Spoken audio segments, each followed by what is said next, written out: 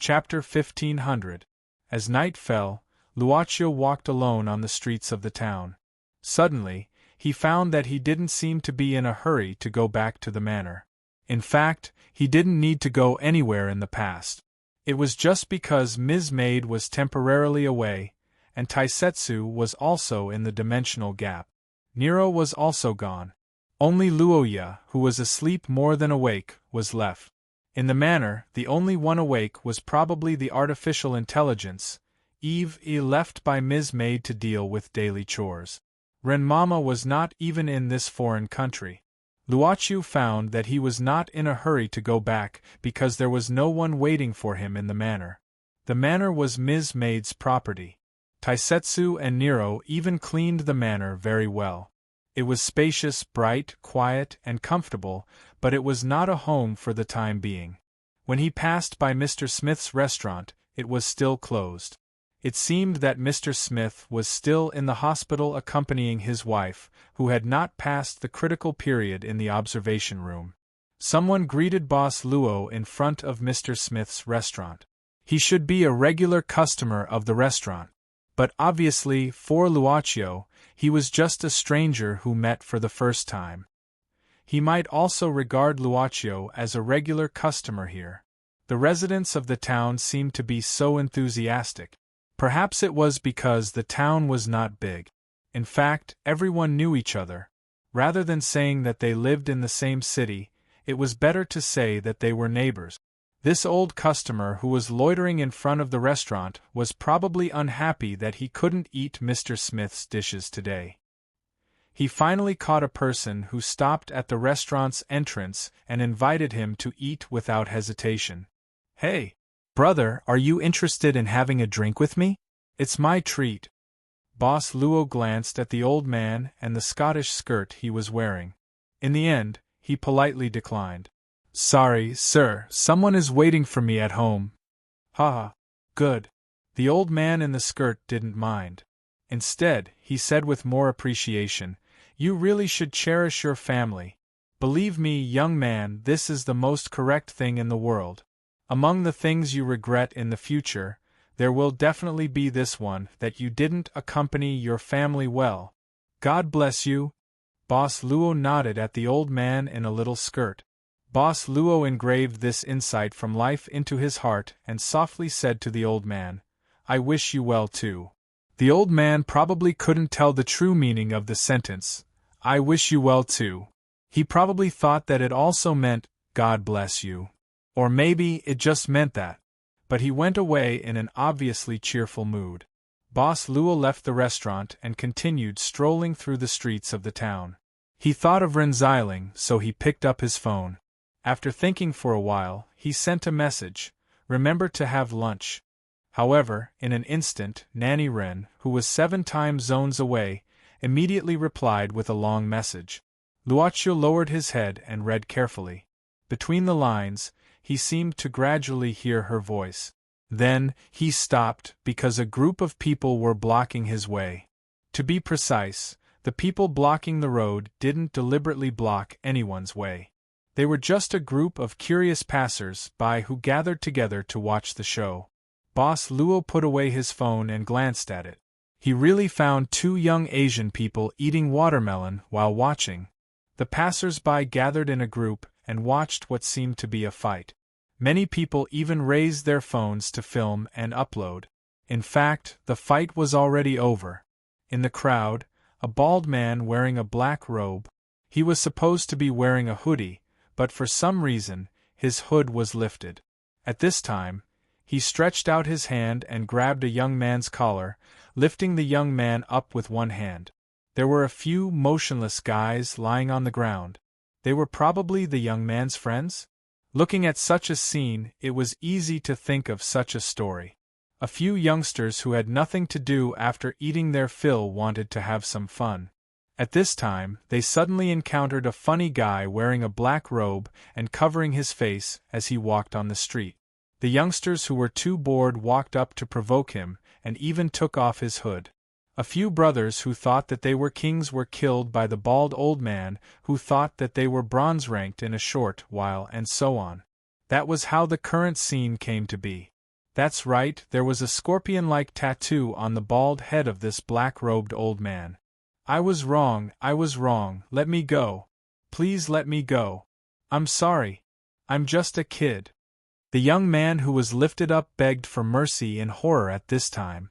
No one knew whose kid he was, but someone in the crowd recognized him. The impression of the town people were more enthusiastic was once again displayed in front of Boss Luo. It was the old man in a dress who talked a lot in front of the restaurant. He pushed the crowd and walked out. Hey, buddy. The old man in a dress stretched out his hand and directly put it on the shoulder of the bald old man in a black robe. Listen to me, you really don't need to care about such a kid. If they really offended you, then you have already taught them a lesson. Believe me, if this continues, it won't be a pleasant thing. How about I treat you to a drink? When the bald uncle in black heard this, he expressionlessly threw the young man who was lifted up high to the ground. After the young man landed on the ground, he immediately kicked his legs to make his body move quickly. He moved to his companion who couldn't get up from the ground. It seemed that even if he had thought of escaping, he didn't want to abandon his companion for the time being. But no matter how he shook, his companion lying on the ground couldn't be woken up. Kid, call an ambulance. The old man in a dress frowned at this time, then glanced at the bald old man. After pondering for a while, he directly grabbed the bald old man's arm and said with regret, Sorry, buddy, I think I can't treat you to a drink for the time being. You may have hit a little too hard, you see, these kids have all fainted because of you. Believe me, I know these kids, although they are a little naughty, I often beat them.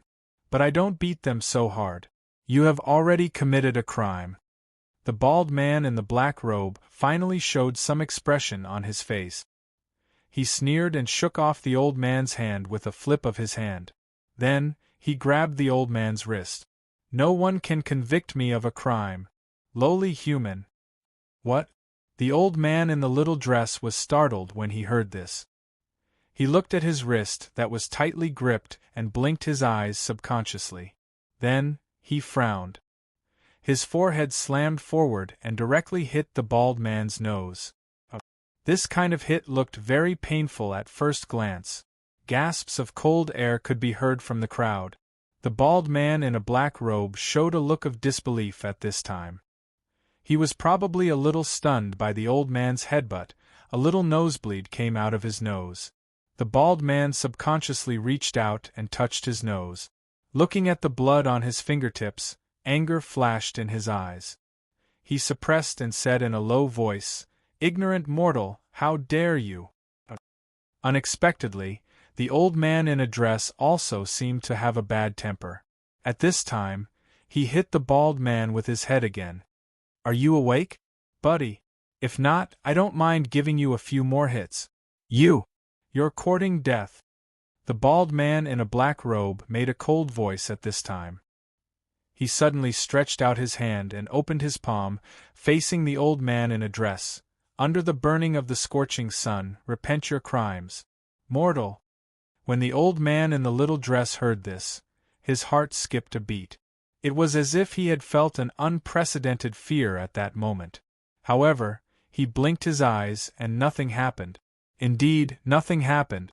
Only this bald man in a black robe stretched out his 5 fingers, and in the crowd seriously, said quickly as if he was acting awkwardly. I'm the descendant of the great god of war Ares. Fire between heaven and earth, punish the ignorant mortal in front of me for me. The bald man in a black robe opened his 5 fingers again, and then pushed forward. Nothing happened.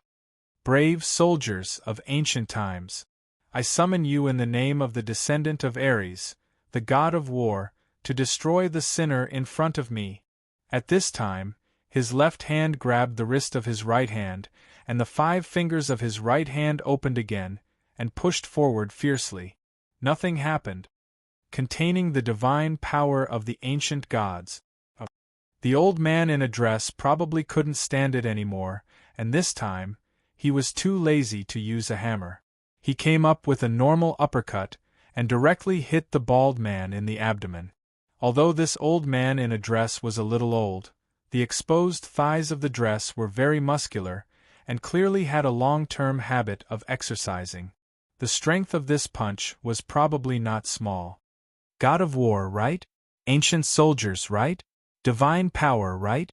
The old man in a dress directly strangled the bald man in a black robe by the neck with one hand, and pressed his body down, and beat the bald man with punch after punch, until finally, the bald man in a black robe was beaten to the ground, and saw stars, and looked like he couldn't get up even if he wanted to.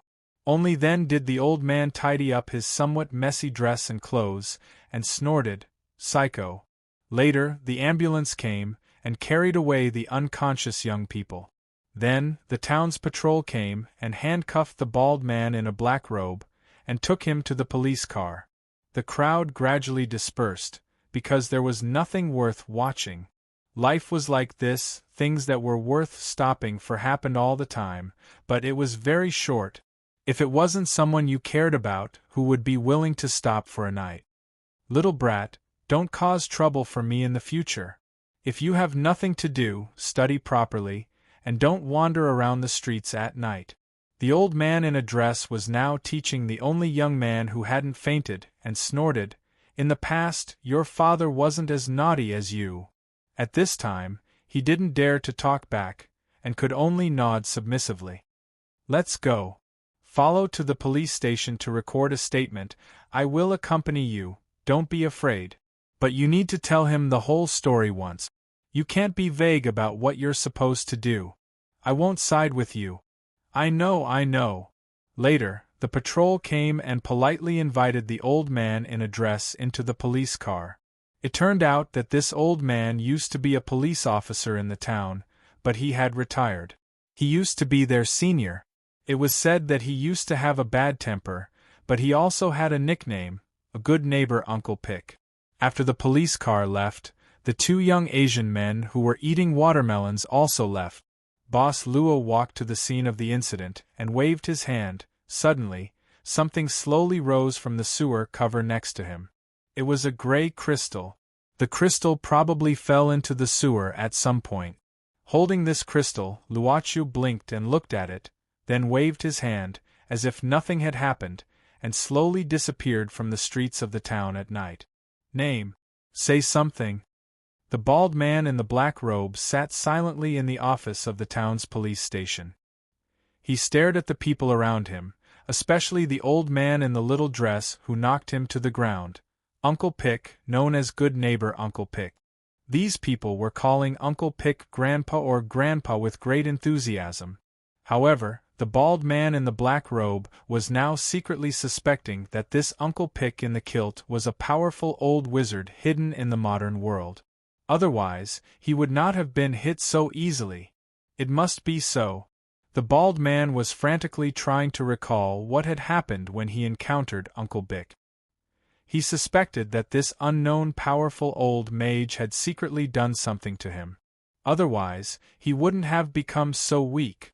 He found that he could not use the divine power left in his descendants by the great god of war Ares. His steel-like body was actually bleeding from the old mage's fists. Not only that, he could not even summon the souls of the ancient soldiers to fight for him. He had become the most ordinary of mortals. In fact, even the protection that the divine master of darkness had given him didn't have any effect at all. This modern world was too terrifying. At this moment, the police could not get any answers, so they could only look at Uncle Pick helplessly. Uncle Pick shook his head, sat in front of the bald man in a black robe, and said in a deep voice, "Tell me your name, address, and contact information."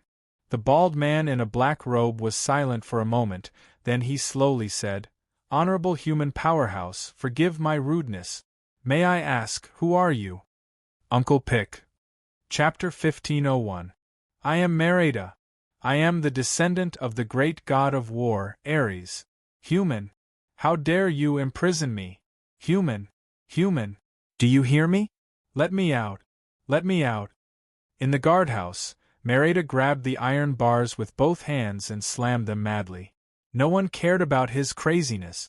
Apart from one on duty, The rest of the police officers were pulled over by Uncle Pick for sponsored partnership. The police officer's judgment of the suspect was that he was a lunatic who was addicted to virtual reality games and fantasized that he was a superhuman with superpowers. Therefore, after listening to Uncle Pick's opinion, the current police chief decisively imprisoned Merida temporarily and tried to contact his family. Then, he went to have sponsored partnerships with Uncle Pick. Mealtime passed early.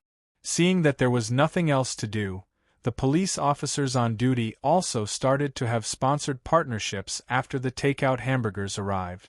In the dimly lit corridors of the prison, beast-like roars could be heard from time to time. "Let me out! Stupid mortals! I am! Don't disturb my meal!"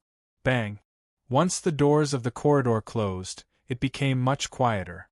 The police officers on duty ate several layers of sandwiches and sent them out happily. It was impossible to let him go, at least not for the time being. News from the hospital said that the teenagers who were sent to the hospital were seriously injured and had yet to wake up. This lunatic was probably going to be sentenced.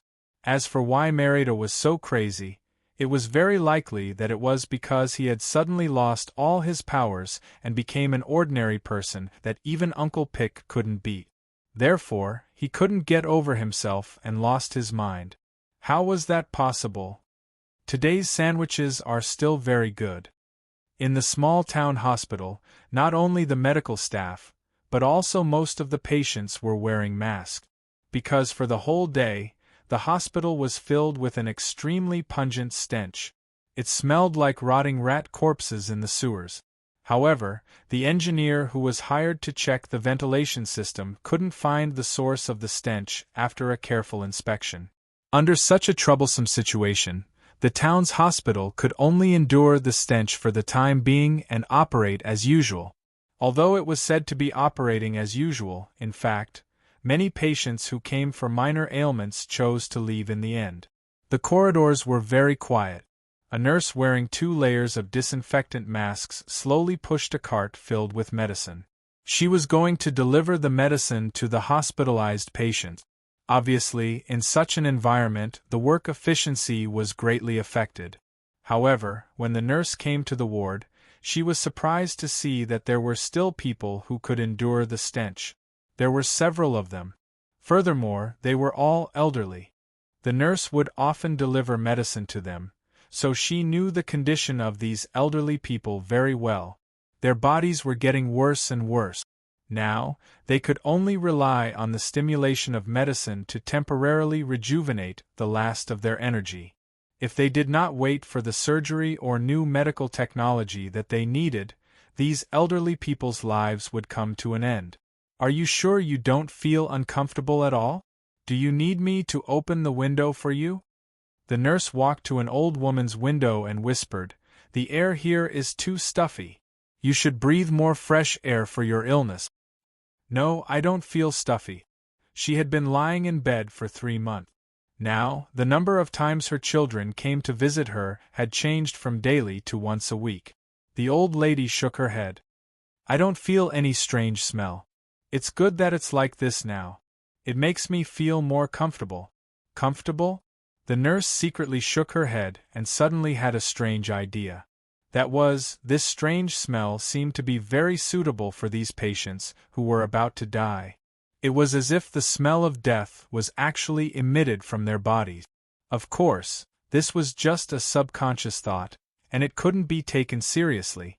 The nurse was also secretly shocked by her own thoughts. As a medical staff, they had to take an oath when they joined the team, and this was a violation of her previous oath. "I'd better open the window for you. It's too stuffy here." The nurse shook her head. "Besides, you should take your medicine." The strange thing was that the old woman who didn't like to take medicine just quietly watched the nurse open the window. The nurse suddenly felt a chill behind her. She couldn't help but shiver. She turned around but saw nothing. She only saw the old woman lying down and covered with the quilt. When did she lie down? She was supposed to be sitting up, leaning against the headboard while talking to him. For some reason, the nurse suddenly felt a little flustered. She quickly put down the pills and hurriedly gave a few words of advice. Then, she quickly pushed the trolley and left the ward. Even though she knew that this method was completely against the professional ethics of a medical staff. It was really weird. For the whole day, the whole hospital seemed to be filled with this weird atmosphere. Especially the lights on the ceiling of the hospital corridor. At this time, they suddenly flickered, making people feel more and more uncomfortable. The voltage is unstable. I'll find an electrician instead. The nurse thought to herself. In fact, the electrician had checked and repaired several times for this situation, but every time he couldn't find the right one. These lights would soon return to their current unstable state again. The strange atmosphere seemed to be getting thicker and thicker. The nurse pushed the stretcher trolley alone and walked carefully in the corridor. She didn't know what she was afraid of. This kind of fear even gave her goosebumps, making it difficult for her to keep calm. There was a flash and then darkness. The corridor of the hospital suddenly turned completely dark. The nurse raised her voice. The lights dimmed in an instant, then brightened up again. Then, the lights dimmed again. At this moment, a human face appeared in front of her eyes the moment the lights came back on. Ah! She was suddenly shocked, feeling that her heart was about to jump out. Her hands and feet were cold. "I'm sorry I scared you." The lights in the corridor suddenly returned to normal and no longer flickered. The nurse saw a man with his long hair casually tied up. He looked to be in his 30s, wore white gloves on both hands, and carried a shoulder bag on his back. He looked like a down-and-out scholar, Teacher Poulin. "No. I'm just... forget it." The nurse shook her head, then frowned and asked, "Is there anything I can help you with?" "No, there's nothing." Mr. Poulin smiled and shook his head. "I'm just going to visit a friend. I didn't expect to scare you.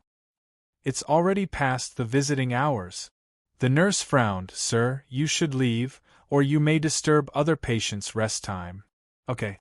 Mr. Poulin nodded and directly left in front of the nurse. The nurse looked at him doubtfully and muttered, "The guards are getting more and more lax. They even let people in at this time." After muttering, she suddenly remembered that the man with gloves didn't seem to care about the strange smell of the hospital at this time. Unexpectedly, his expression didn't change. After Mr. Poulin disappeared from the nurse's sight, he didn't leave the hospital immediately. He just found another way that could lead him to the observation room where Mr. Smith's wife was currently in. When he came to the observation room, he looked through the glass window and saw that Mr. Smith seemed to have collapsed from exhaustion. He was curled up alone in the corner, wearing a messy set of clothes.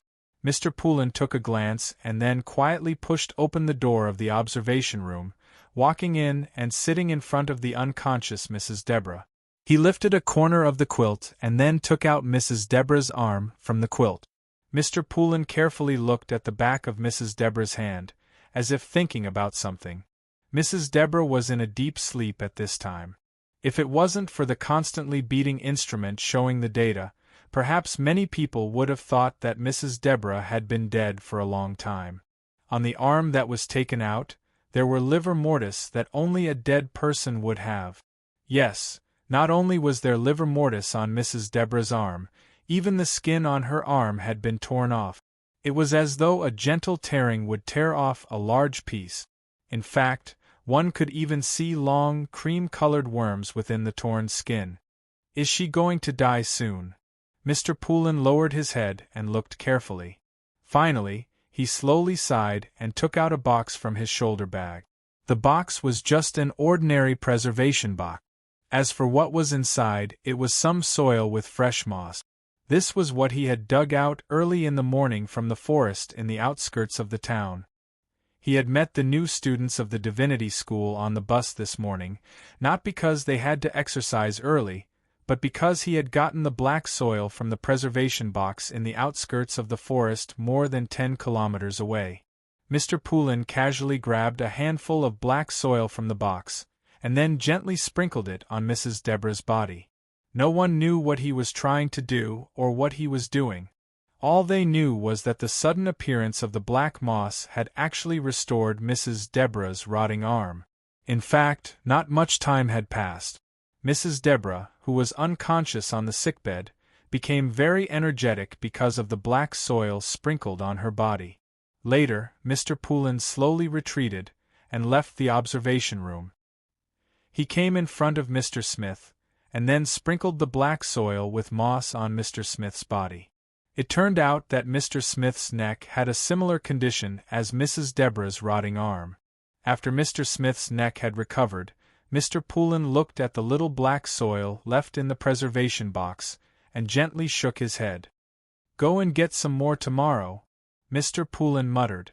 Mr. Smith suddenly woke up. He carelessly wiped his face, and then quickly got up. He wanted to keep an eye on the observation room, so that he could inform the doctor immediately if something happened, but he didn't expect that he would fall asleep. It seemed that he was so tired that he had hallucinations. Mr. Smith felt that he seemed to have heard the voice from half a year ago, but when he woke up, nothing happened. He had to treat this as his imagination running wild because he was too tired. He quickly glanced at Mrs. Deborah in the observation room. All the instruments showed that everything was normal, and Mrs. Deborah's complexion seemed to be healthier. Mr. Smith subconsciously smiled. This was a good news, but Joe, his eldest son, still hadn't been found. This made Mr. Smith feel like he was covered by a layer of shadow, and he felt uneasy and nervous all the time. After midnight, the strange smell in the hospital gradually dissipated. The medical staff and most of the patients could finally take off their masks. Although the work in the latter half of the night was tiring, it unexpectedly made them sober. Only a few old people, who didn't know why, suddenly cried in the latter half of the night. They said that they couldn't live anymore. In fact, they didn't want to die. But who didn't want to die? After Mr. Poulin left the hospital, he walked alone on the street. Such a late night seemed to be very compatible with his footstep. He always gave people a feeling that he seemed to belong to the night. Then, the lively sound broke the silence. Mr. Poulin stopped in front of a bar that was still open. He looked at the colorful bar door and listened to the sound of music from inside, and just stood there. "Don't you want to go in, Mr. Poulin?" Mr. Poulin turned his head and saw Luaccio, the new student of the School of Divinity, on the bus in the morning. "It's you." Mr. Poulin showed a slight smile, watching Luaccio walking slowly to his side. He shook his head and said with a smile, "I'm not suitable for lively and crowded places." Boss Luo thought for a while. "You like lively and crowded places?" Mr. Poulin still shook his head, and then said indifferently, "Actually, I only need to look at it from a distance. It's actually not bad." Boss Luo directly said, "Mr. Smith, are you interested in going in for a drink?" Chapter 1502. Today is gonna be the day. Today will be that they're gonna throw it back to you. They will return to your day. By now you should now you should more or less, realized what you gotta do. How should you do it, Wonderwall? Inside the dark bar with red brick walls and black floors, the music that was playing wasn't particularly noisy. It made people feel comfortable. Luaccio actually didn't enter the bar many times, but he seemed to be more grateful than Teacher Poulin, at least in the eyes of outsiders. Teacher Poulin was sizing up everything inside with great interest. Both of his hands were holding the cup, and his head and body were slightly swaying along with the rhythm of the music. More than half of the foam in the beer cup had already disappeared. "It's not as good as I expected," Luaccio suddenly said. Teacher Poulin shrugged and answered, "It's strange that you don't use the tone of a question, although it is indeed a question and always gives people the desire to answer. You have a very special ability, or rather power." Boss Luo smiled, picking up the lemon slice from the bartender and smearing it on the rim of the cup. "If Miss Maid was here, she would probably do this directly. She would think of you all the time." Luaccio couldn't help but realize the horror of this habit. It wasn't a bad thing, but the feeling of missing. "Teacher also has it," Luaccio whispered, After entering, it's obviously quieter here. Their voices also become softer unconsciously. That was indeed the case. From the moment they came in, the voices of the drinkers had unknowingly lowered by 1 decibel after another. Even the music played by the resident singer had become softer. Well, at least the metallic taste had become lighter. Teacher Poulin answered the first question, nodding. It's really not as good as I expected. Boss Luo suddenly asked, Teacher, is this really the first time you enter the bar? I heard from the students that you've been working in the School of Theology for half a year. He used a more precise tone of inquiry. Teacher Poulin, who had noticed this, turned his chair around and faced the new students of the Divine Institute. He blinked his eyes and said, If I were to say that I've never entered this kind of place, or even other adult entertainment places, would you believe me? He seemed to be at least in his 30s. In Britain, where ideas were more advanced, men who had never entered adult entertainment places, bars and such could probably be listed as national treasures. Why not? Boss Luo smiled slightly. Teacher Pulley looked at him and said quite seriously, If I say there seems to be a magical force in these places, regulating me, forbidding me to enter, would you believe it? Luo Qiu didn't express his opinion, but he talked about what happened in the morning. Just like I said, we didn't encounter monsters easily. But the sirens appeared immediately. Who can say these things accurately? It's really interesting to chat with you. Teacher Poulin shook his head, then pushed the glass of beer away. Actually, he didn't drink a single sip, but at this moment, he directly ordered a glass of juice from the bartender. But obviously you might feel bored chatting with me, because I'm obviously someone who doesn't have much in common with the current generation of youngsters. You can never imagine how boring my private life is. Since it's boring. Luoqiu looked at Teacher Poulin with interest, then you have the idea to change. Poulin shook his head. I seem to want to continue like this. Maybe there's something that even I don't know waiting for it. I'll tell you a secret as a reward for inviting me here. It's my pleasure. I've had this feeling of waiting for something since I was a child. Teacher Poulin said seriously, something like a mission. I can occasionally feel it, as if it's my destiny. Teacher, do you agree with fatalism? We studied it at first in order to find sufficient arguments against it. Teacher Poulin thought for a while and said, But you'll find that many people will be eroded by fate in this process, and feel the horror of fate. Luoqiu said, This is obviously not the point of view of a theology teacher. Theology is science. I remember there are such slogans in the school corridor. Teacher Poulin looked at Luoqiu meaningfully. If we're the same as the people here drinking and chatting, what's your purpose here? Luoqiu asked curiously, Teacher, are you the manager here, or do you plan to be the manager here? Teacher Poulin shrugged his shoulders and said, That kind of thing isn't suitable for me. This country originally had a nightly organization with the role of a manager.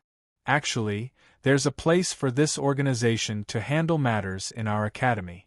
It's just that you won't run into them on normal days. After all, this school still has many students with family backgrounds. As early as the first day of school, when going through the formalities, Boss Luo felt the existence of the enchantment. Of course, the power of this enchantment would not be too strong. At most, it could resist things like Ghost Nero that Nero spat out. Teacher, have you been in contact with them? No. Teacher Poulin shook his head and said, They don't know me. The knights in the school can't feel me yet, just like they can't feel you. In fact, at the beginning, I almost ignored this point. Your existence is sometimes absent. You are a special individual who can completely control your own life. Boss Luo joked, Your life is controlled by yourself. Teacher Poulin shook his head and then looked at the dark corner of the bar. A man was sleeping on the table. Teacher Poulin tapped his finger on the table and then hooked his finger. A wonderful scene happened. A shadow was hooked out from the back of the sleeping man and then floated towards Teacher Poulin and Boss Luo. There was a dark green thread connecting this figure to the man. However, the strange thing was that everyone in the bar seemed to turn a blind eye to this scene. Or rather, they couldn't see this magical scene at all. The shadow finally floated to Teacher Poulin's side. The shadow lowered its head as if it was asleep. Looking carefully, it was the appearance of the man. This is his lifeline, this is his soul. At this moment, Teacher Poulin said indifferently, I can see this line, and I can also sever it. In theory, as long as I can see this lifeline, I can also kill it. But you can't, I can't see you. Boss Luo wasn't surprised by Teacher Poulin's ability. At least, Teacher Poulin was very confused about this. She wondered if this calmness was a forced effect. After the lifeline is cut, this person's soul will be taken away by you? Luoqiu asked softly, as the source of your ability? I will take it away. Teacher Poulin revealed a surprised expression. Soon after, he thought for a while and said, I can send them away, but I'm not sure where they'll be sent to. Indeed, even though I'm not sure where they'll be sent to, they'll definitely be able to gradually strengthen my abilities. Boss Luo thought for a while and said, according to this, if you can cut off all the lifelines in the world and take away their souls, have you ever imagined how strong you will be? Teacher Poulin was startled.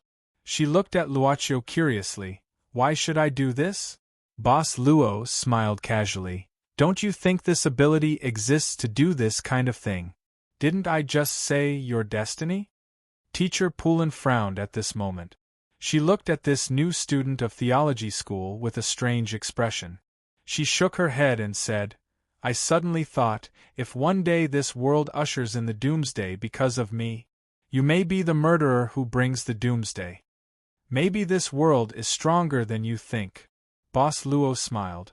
Then he joked, have you seen the manga of the gorilla warrior, who can transform into a golden warrior?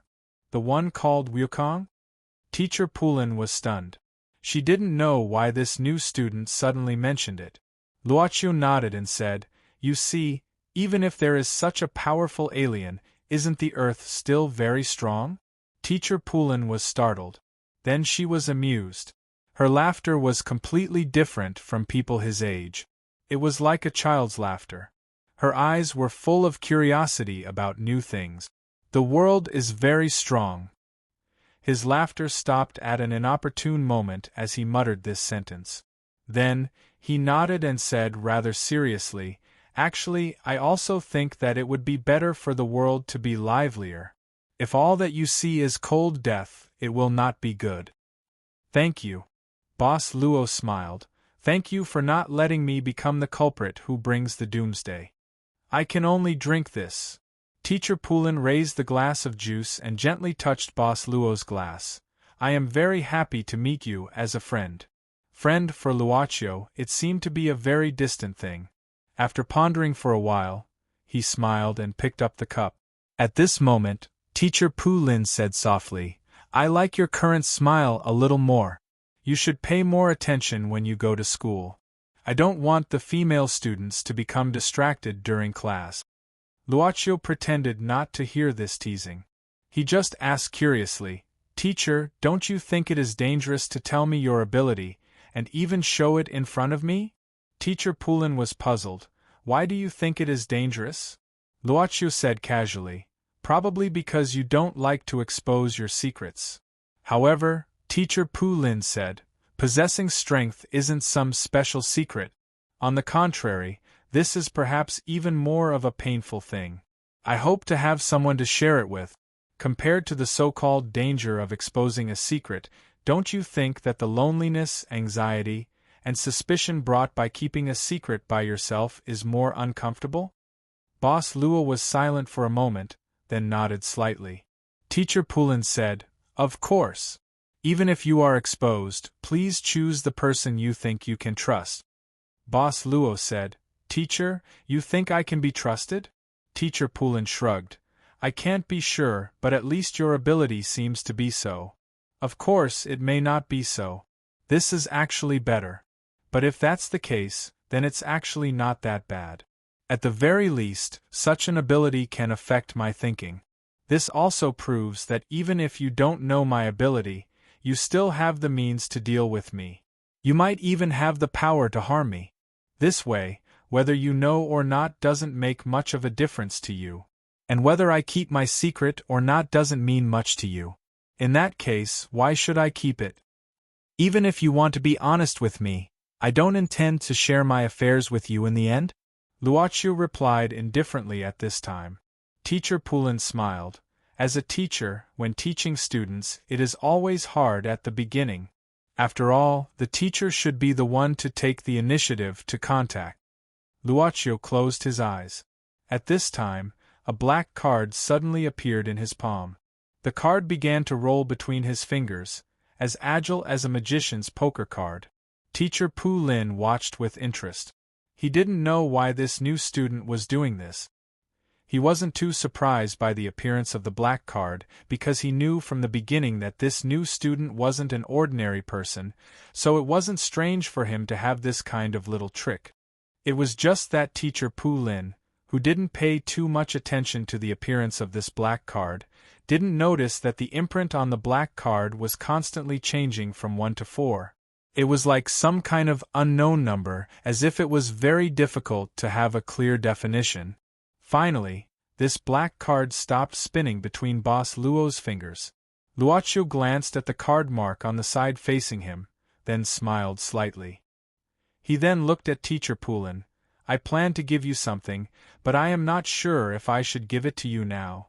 Teacher Poulin was startled, then laughed and said, Then keep it first. When you feel that it is time to give it to me, then you can give it to me. Okay. Boss Luo nodded directly. Then, with a flip of his palm, this kind of black card disappeared. He picked up the cup in front of the table. This time, he took the initiative to touch Teacher Poulin's juice cup and said softly, I hope there won't be a time when I have to give this gift. You are really a strange student. Teacher Poulin shook his head and laughed. Chapter 1503. Why, do you want to be a teacher? Luochu and Poulin both seemed to have forgotten about the gift topic.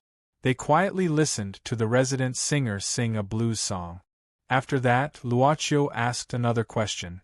I always feel like you're a reporter, and I'm doing an interview. Poulin couldn't help but laugh. Luochu also smiled. He used the beautiful smile that Poulin said before. He replied, Someone in my family is indeed a reporter. This is the first time you revealed information about your family to me. Poulin smiled and said, Does this mean that as a student, you have begun to trust me as a teacher? Luochu shook his head and immediately said, Do you like the feeling of being trusted? Poulin honestly said that no one didn't like being trusted by others. Trust represented need, and being needed was easy to be satisfied. But what happened after being satisfied? He didn't say.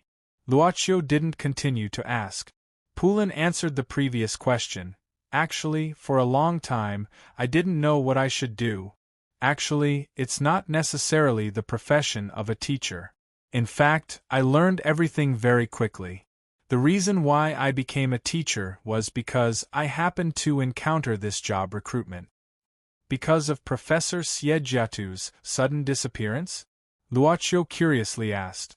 Poulin pondered for a while before slowly saying, I saw that Claudia seemed to care about you. Well, and the female student who asked for leave today. She's probably the one who told you about Professor Siejiatu. Boss Luo nodded. Poulin continued, Claudia suddenly transferred from the mathematics department after I took office. Although it's only a second-degree course, her degree of hard work is really rare. She always felt that I might have a special connection with Professor Siejiatu's disappearance. Did she talk to you about this matter in person? Poulin shook his head and said, No, but I can feel that she is suspicious of me. After all, in her opinion, I am indeed mysterious. You see, I actually don't have any friends here. Even colleagues rarely communicate with each other. Even in this kind of occasion, if it weren't for your invitation, I might not have the opportunity to come in the future. As I said, I will bring death, just like the phantom you saw. The soul phantom that was hooked by Poulin from the man's body was still floating beside him. Mr. Poulin sent the phantom back to the man's body. He shook his head and said, "Sometimes it's difficult for me to control this ability. When my emotions fluctuate, it is also the most dangerous time, so I rarely communicate with others. I'm honored that you can tell me so many things. So, you don't know about Professor Siegiatu, right?" Teacher Poulin thought for a moment and said, "That's right. I've never even met this Professor Siegiatu, and I don't even know why he disappeared. My understanding of him is probably that I inherited some of the teaching plans he left behind. Some of his views on theology are actually quite interesting. For example, his understanding of the Trinity is the past, present, and future. Claudia mentioned this idea in class, but I don't think she came up with this idea herself. She read some of the materials left by Professor Siegiatu." Luochio nodded. At this time, he could already be sure that there was no relationship between Professor Poulin and Professor Siegiatu. There was no need to investigate this matter specifically. He could feel that Professor Poulin would not hide anything about this matter. "You seem to be quite interested in the Trinity in one?" Teacher Poulin seemed to be keenly aware of some things. At this moment, he looked at him with a slightly profound meaning. Luochio just shook his head slightly and said vaguely, "I don't have any clues for the time being. Maybe I have an idea inadvertently." Poulin suddenly became puzzled, but he asked patiently, "You seem to have encountered some trouble." Luochio said indifferently, "For the time being, it's not a particularly serious matter." For the time being." Teacher Poulin thought for a while, then nodded and said, "You give me a feeling that you can solve anything. So, I believe that you won't be troubled for too long, so much so that you actually enjoy this kind of confusion right now?" Luochio looked up at him and asked curiously, "Why do you say that?" Poulin smiled and said, "Your expression doesn't look like you're troubled at all. It's more like a person who likes to solve puzzles and has encountered a new puzzle." Boss Luo shook his head. "You're making me sound too scary." Teacher Poulin played it down and said, "Actually, you know it yourself." Boss Luo asked back, "Just like you know it yourself?" Poulin said softly, "Yes." Later, another group of people came to the bar. It was Uncle Pick, who was wearing a kilt, and the sheriff and another police officer from the police station who had already gotten off work. Uncle Pick obviously didn't notice the young people sitting in the corner in front of Mr. Smith's restaurant in the evening. He very familiarly led them to a table and sat down. The bartender came up to greet them, and Uncle Pick said to just follow the old rules. This old man seemed to be full of vitality. Most of the young people in the bar seemed to have something on their mind or indulge themselves to their heart's content. But this old man seemed to be enjoying life. He was actually not young, and his life was counting down. Maybe he knew it, or maybe he didn't care about it. Uncle Pick was a good drinker. He finished a large glass of beer in one gulp, the kind that was 1 liter of beer. The people sitting next to him all cheered. Then, Uncle Pick asked the owner of the bar to bring him an organ. He then ran to the stage and played with the band on the stage. Boss Luo and Poulin looked away from Uncle Pick almost at the same time. Poulin suddenly said faintly, "If it's possible, I don't want to take Mr. Pick away. But, he seems to have more time. Although I don't know what happened, it's still a good thing." Luochio thought for a while and said, "Teacher, will you not take him away because you don't want to part with him? Those who want to leave will always have to leave." Poulin shook her head and said, "It's like fate. Just like the 3 sirens we discussed this morning." "Then why do you want to keep Mr. Smith's family?" Boss Luo asked suddenly. Poulin frowned and then looked at Luochio suspiciously. Luochio said indifferently, "Teacher, we've had dinner together in Mr. Smith's restaurant." Poulin sighed slowly, shaking her head and said, "I don't want to talk about this. I didn't say I'm a fair person." "It doesn't matter." Boss Luo said softly, "I can't be absolutely fair myself. Teacher Pu Lin smiled faintly and suddenly said, "No, perhaps you don't know, but I'm afraid you're a little more just than you think. This is your nature. I can feel that my senses are a little sharper than an ordinary person's. So, you can be more confident." Luocio couldn't help frowning. No one had ever mentioned to him that he wasn't confident. Miss Maid always followed him, and the black soul envoys in the shop never disobeyed him. Even if there were, they couldn't disobey him. Looking back, Luocio found that there was nothing he couldn't do now. Not confident? "Actually, I also had such a time," Pulin said slowly. "I felt my power getting stronger and stronger, and my influence getting wider and wider. In the end, I had to seal this power." He raised his hands with white gloves and said, "This power is beyond human cognition, and it brings me fear. I'm afraid that I can't control it in the end, resulting in uncontrollable consequences. You're the same." Boss Luo just smiled faintly and didn't say anything. Teacher Pu Lin sighed and said, "Before I settled down to teach here, I traveled to many countries. I also met many young people like you who had just obtained power. Most of them were like this because they didn't know what they wanted to do in the end. After they were strong enough to satisfy all their needs in the past, and after completing these needs in a short period of time, they became perplexed and restless. Then, they embarked on the path of crime." Boss Luo opened his mouth. Probably because of his occupational disease, this teacher seemed to regard him as a young child who became confused after getting great power. He looked at Teacher Pu Lin curiously. "In that case, are you guiding them again?"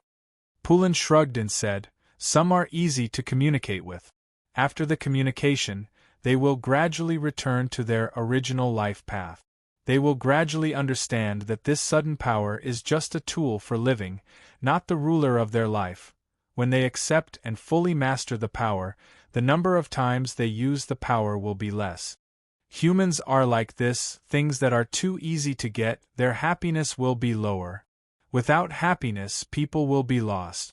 Luocio thought for a while and said, "Teacher, have you met people who are lost?" Pulin said affirmatively, "Of course there are many. In fact, most of these people can't return to their original life path. Their thoughts have been dominated by power, and they believe more in the law of the jungle. In fact, this is a very funny thing. The law of the jungle is not wrong, but the wrong idea is that power is everything. To be honest, I don't like to talk about power, but young people prefer this." Luocio suddenly smiled. Pulin asked curiously, "Is there something on my face?" Boss Luo suddenly said, "Teacher, you are really suitable to continue to be a teacher. Maybe you don't know it yourself. You said that you just happened to come across this job, so that's why you became a teacher. But behind that, you also like this profession." Pulin thought for a while, shook his head and said noncommittally, "Maybe, but I can't say why I look forward to this profession." Boss Luo looked at the time. "It's getting late."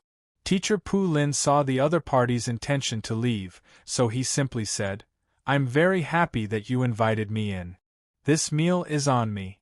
As a teacher, it's better not to let the students spend too much money. Even if you spend money, it won't be a condition for you to learn science." Boss Luo couldn't help but smile. Pulin put down the money on the table, then went around the people who were attracted by Uncle Bick and quietly left the bar. Boss Luo gently shook the glass in his hand. His eyes suddenly turned to somewhere in front of the long table. He saw a black cat squatting at the edge of the counter, quietly looking at him. This was the black cat that he saw in the back alley of Mr. Smith's restaurant. Boss Luo recognized it at first sight. "He still can't see you?" Luocio looked at the little black cat and asked softly. The black cat's eyes suddenly turned, then it jumped down from the counter and quickly ran into the crowd, disappearing. Boss Luo shook his head and was about to get up and leave. Before leaving, Boss Luo glanced at the potato chips on the table. This was a snack that was given when he bought the wine. He thought for a while and packed it. "Far away in time and space, Adam, show me the hidden error report of highest wisdom, in the past 10 years. Also, get me a cup of coffee, thank you. Miss Servant Girl, who was wearing a work skirt, was sitting in front of the screen, her fingers dancing like butterflies on the piano keys. Lines of code written with special characters were like flowing water. The cup of coffee with a strong fragrance was put beside Miss Servant Girl. It was just within her reach. Miss Servant Girl casually reached out her hand to grab it. But the moment her hand touched the cup, it was gently held. Master? Miss Servant Girl raised her head and saw her master standing behind her. I'm here to visit you. Boss Luo pointed at the bordered door behind him, smiling. I brought some consolation. He put a small box on the table. Miss Servant Girl curiously opened it, then blinked and said with surprise, Potato chips? Yes. Boss Luo chuckled, directly picking up a potato chip and feeding it to Miss Servant Girl, saying, I heard that overtime and snacks are more compatible. In fact, I also brought instant noodles. Miss Servant Girl looked at her master with more surprise. Boss Luo directly rolled up his sleeves, waving his hand, and a ready-made kitchen appeared behind him. He walked in and said, It'll be ready soon, wait a moment. Miss Servant Girl's eyes were full of confusion. Chapter 1504. He didn't need to be busy, but at this moment, he was busy in the temporarily created kitchen, pinched-up sleeves, unbuttoned collar buttons, and back view. Yu Yi knew her master was thinking about something. Therefore, Miss Maid stopped what she was doing. She even knocked on the table lightly. All the functions of Adam came to a halt and were in a completely shut-down state. It was better to be silent at this time, only the hissing sound of the burning gas stove could be heard. But Luoqiu didn't deliberately prolong this simple cooking time. Everything was done in an orderly manner. Soon, he came back with 2 bowls of cooked noodles. Both of his hands were holding the bowls with chopsticks on the mouths of the bowls.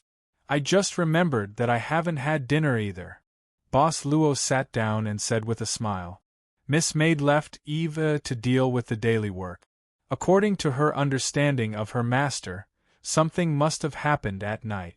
But he didn't take the initiative to mention it, so she didn't ask. He would tell her when necessary. Master, do you want to have a look here after you finish eating? Miss Maid suddenly said, The civilization here has some characteristics, mainly, the scenery is good. But Boss Luo didn't seem to be interested. He shook his head, put down the chopsticks, and looked into Miss Maid's eyes. After a while, he said, Yu Yi, do you think I'm omnipotent? The owner of the shop, in theory, is infinitely close to being omnipotent. Miss Maid replied after thinking seriously. Luoqiu shook his head. I said I. Miss Maid asked, Master, do you want to be omnipotent? Luoqiu thought for a while. What does it mean to be omnipotent? Miss Maid said almost without thinking, to be needed. Omnipotent means to be needed by everything. If you're not needed, you can't achieve it. The ability to be omnipotent is equal to having no ability. Do you need me? He asked softly. Miss Maid walked behind the boss and hugged him from behind. She whispered in his ear, For Yu Yi, you are my everything. For the master, I can be the one who can do anything. If master wants to come into contact with that domain, then go ahead. Luoqiu closed his eyes and felt the puppet body that was no different from his real body. He suddenly smiled and said, You always know what I'm thinking. Miss Maid also closed her eyes and said in a lower voice, Now, there are not many things that can embarrass master. Miss Ren is one of them. But I believe that nothing will happen to Miss Ren in such a short time. Before I left, Master asked me if my predecessor had stepped into the future domain. How do you see the future? Luoqiu asked faintly. Do you feel that compared to knowing the result, it's enough to care about the process, or are you afraid of the uncertainty of the future, so you feel more at ease after knowing the result directly? Was it better to know or not to know? If you want to know, just know. Don't worry about anything. Anything can be changed as long as you are willing. Miss Maid gave an answer that only she could give. If you think the future is bad, then come back to change it. If the future is good, then enjoy the present process step by step. That's true. Boss Luo held her palm. What a willful answer. Aren't you afraid that after the change, the future won't be able to experience what she has already experienced and will disappear? Or even, she won't have the chance to experience it again. She raised her head and said, since you want to come back to change something, at least it proves that at least one thing in the future is wrong. Yi doesn't want Master to have any unhappy things in the future. Such an unhappy thing will exceed all the good things. I only need you to be happy. Actually, you missed one thing. Boss Luo turned around and hugged her in his arms. Things that can make me feel embarrassed include you. As long as he was willing, he could do anything. Boss Luo suddenly glanced at Adam, who was completely shut off in the distance, then whispered to Miss Maid, I'll stay a little longer. Okay, Boss Luo's visit took a little longer. When he returned to the manor, it was already midnight. Eve was responsible for the daily work during this period, so she waited very diligently. When Boss Luo returned, she had already reacted. She was basically no different from a real person, even perfect, just like the women in the legendary Garden of Eden. Eve, do you want to become a Qingren type? Boss Luo asked with a smile.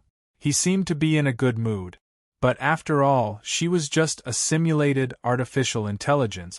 No matter how realistic her appearance was, even her micro-expressions were just like a real person's, it was still within rational logic.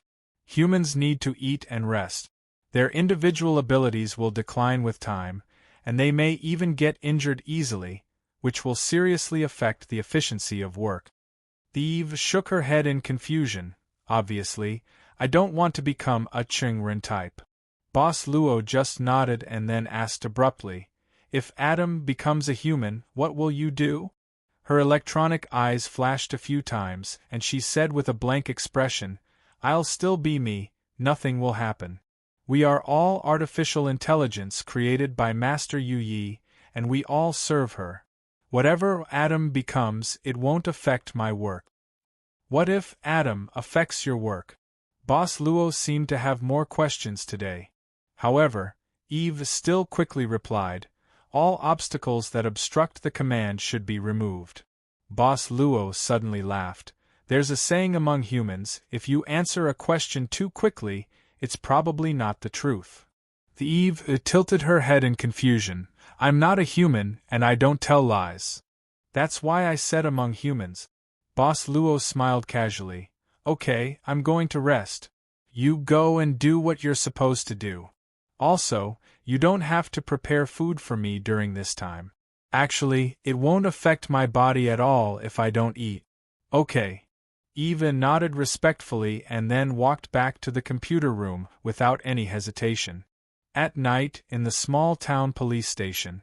Even though it was already past midnight and it was still resting time, the sheriff of the small town police station still came back after playing with Uncle Bick. In fact, he came in to take a look because he was passing by. Basically, nothing serious happened, except that a mentally ill man was locked up in the afternoon. Hey, I brought you some food, the sheriff shouted as he entered the station. This place was not big, and he could see everything except for a few offices. But to the sheriff's surprise, the colleague on duty, who had always heard that there were comforting food, did not respond at all. Did he go to the washroom? The sheriff could not help but feel suspicious. Then, he felt a little worried, so he quickly walked to the place where the prisoner was detained. Unexpectedly, in the corridor, the sheriff found his colleague lying on the ground, unable to get up. He looked at the iron door of the detention room. The iron door was already open, and there was no sign of the lunatic who was locked up in the afternoon and claimed that he was a Protoss. How are you? Wake up! Wake up! The sheriff kept shaking his colleague, but he could not wake him up. He could only pick up the walkie-talkie. Call, a prisoner escaped. Call. The sheriff had no choice but to report this to his colleagues who were patrolling outside. This was a big deal. If the lunatic was only locked up outside because he injured someone, it would be a normal case at most. But this time, he injured a police officer and escaped, so this was a big deal. Mayor Lotta quickly walked through the dark streets of the small town. In the end, the police officers were unable to keep a close eye on Socius, who came from the inhuman domain. As for how Socius escaped from the detention room, Mayor Lotta planned to never reveal it to anyone. He planned to bury this matter in the depths of his heart forever. A dignified Soth Protoss, the descendant of the once great god of war Ares, had been shut down by the human race. This was simply a great humiliation. Human wizard. I, Mayor Lotta, swear that the humiliation you have inflicted on me today, I will return it twice, 10 times, 20 times. Mayor Lotta secretly memorized the appearance of the powerful and mysterious old wizard, Wizard Pico, countless times in his mind. He clenched his fist tightly and punched the wall of the alley. However, when he punched the wall in anger, there was no damage to the wall at all. This was completely impossible in the past. Mayor Lotta could not help but lean against the wall dejectedly. He looked at his slightly trembling hands and said in a bitter voice, "God, now that I have lost my power, what should I do?" But he was only depressed for a moment, and then he quickly pulled himself together. He had encountered more difficult things in the past. When the Inhuman Domain team carried out a great purge of the Soth Protoss, the situation was much more serious than now. He had to face the threat of death every day, but he never gave up. I need to find the crystal given to me by the god. Mayor Lotta, who had pulled himself together, quickly made the task given to him by the god of darkness his top priority. But before that, he needed to find the lost crystal. Where would it fall? He had already searched the police station when he came out, but did not find it. So the biggest possibility was that it fell at the place where he was beaten up by the old wizard. Fortunately, the town was not very big, and the terrain was not very complicated. So Mayor Lotta quickly found the place where he was beaten up, and met the old wizard. He carefully searched for it. Why is it not here? Mayor Lotta could not help but feel frightened. He was even more frightened than when he lost his power. Impossible, it must have fallen somewhere. It cannot be missing.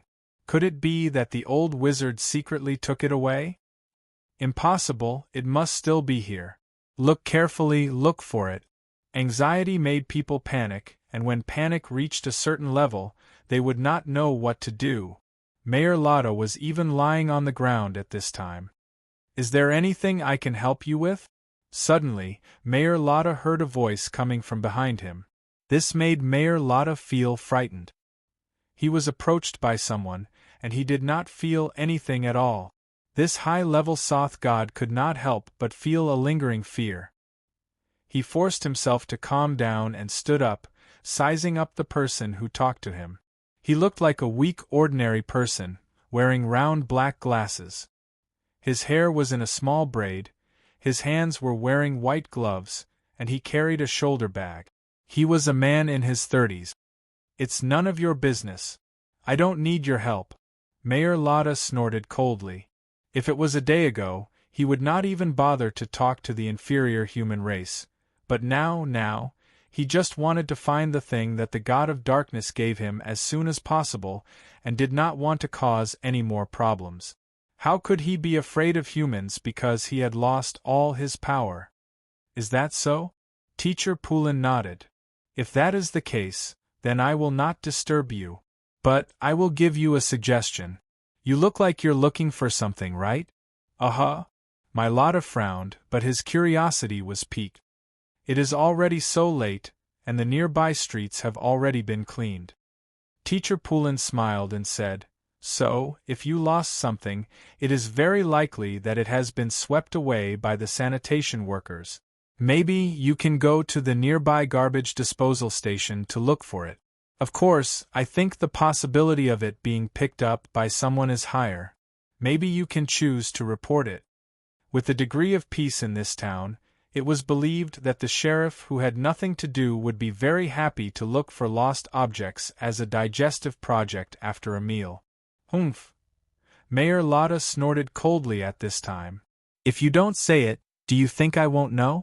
Mind your own business, human. Teacher Pu Lin blinked his eyes, then shook his head. Without saying anything, he walked away from this strange man. However, my Lotta clenched his teeth at this moment, and abruptly called Teacher Pu Lin back. Wait. Come back, I have something to ask you. Teacher Pu Lin turned around and said with a smile, Is there anything else I can help you with? Mayor Lotta hesitated for a moment, then said indifferently, Tell me, where is the garbage disposal station? Listen, if you do something for me, I will not treat you badly. I can fulfill one of your wishes. Chapter 1505. In front of the garbage disposal station, Mayor Lotta was like a gold digger.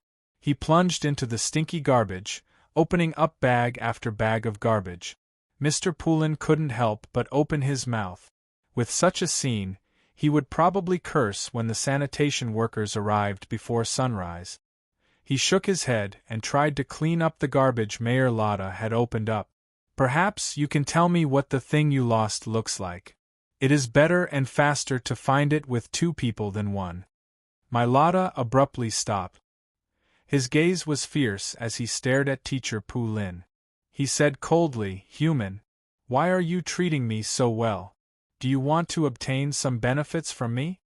Mr. Pu Lin was surprised at first, then he sighed and said with a calm voice, Being good to others, have you heard of it? Mayor Lotta sneered. He threw away the garbage in his hand and straightened his chest. I only know about the arrogance, greed, cruelty, and treachery of humans. Good? Don't joke around. Mr. Pu Lin opened his mouth and then asked curiously, This, mister, do you have some misunderstanding about humans? Misunderstanding? Mayor Lotta snorted. If there is kindness, it is only the comfort when you humans lick each other's wounds when you humans are weak. When you humans grasp power, what is left is only evil and aggression. Aggression? Teacher Pu Lin furrowed his brows and sized up the person in front of him who was wearing a black robe. More or less, his attire was somewhat incongruous with that of an ordinary person. From his observations, this tall and thin man with a stern expression was only an ordinary person. You come from a war-torn country?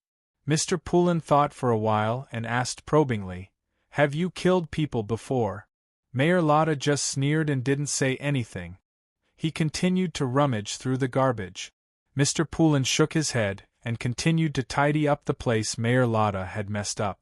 When it was about time, Mr. Pu Lin reminded him, This part is probably even older. I have been looking for it for so long I can roughly judge that it is very likely that the thing has been taken away. So, are you really not going to report it? Mind your own business, Mayor Lotta said angrily.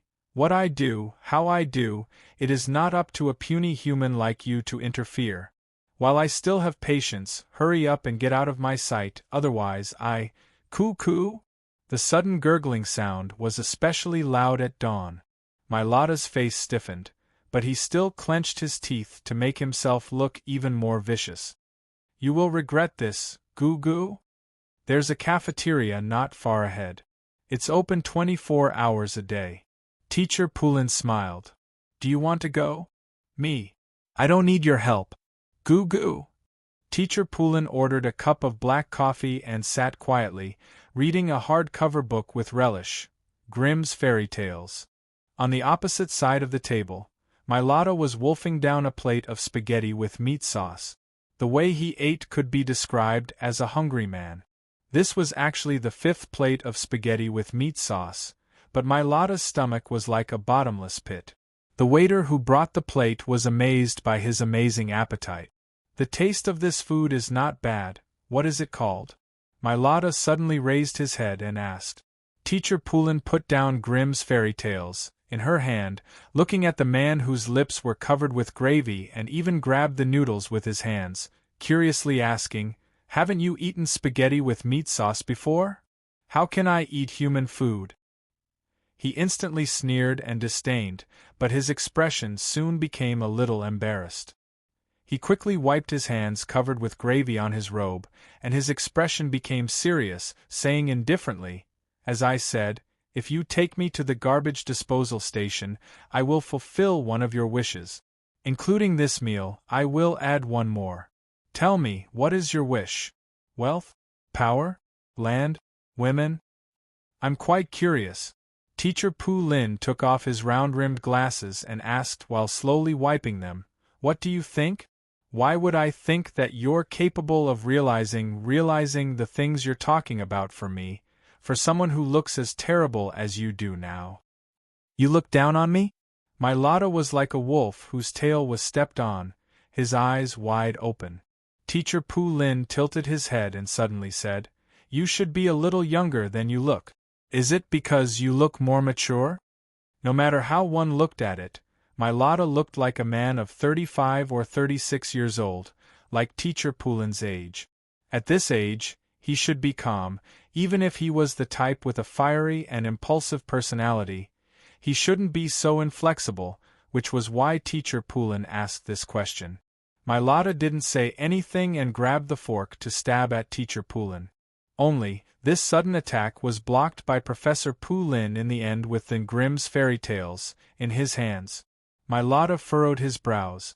Even though he had lost all his strength and was even troubled by hunger like an ordinary person, this attack was already unexpected. He had blocked it, and he had done so in an unhurried manner.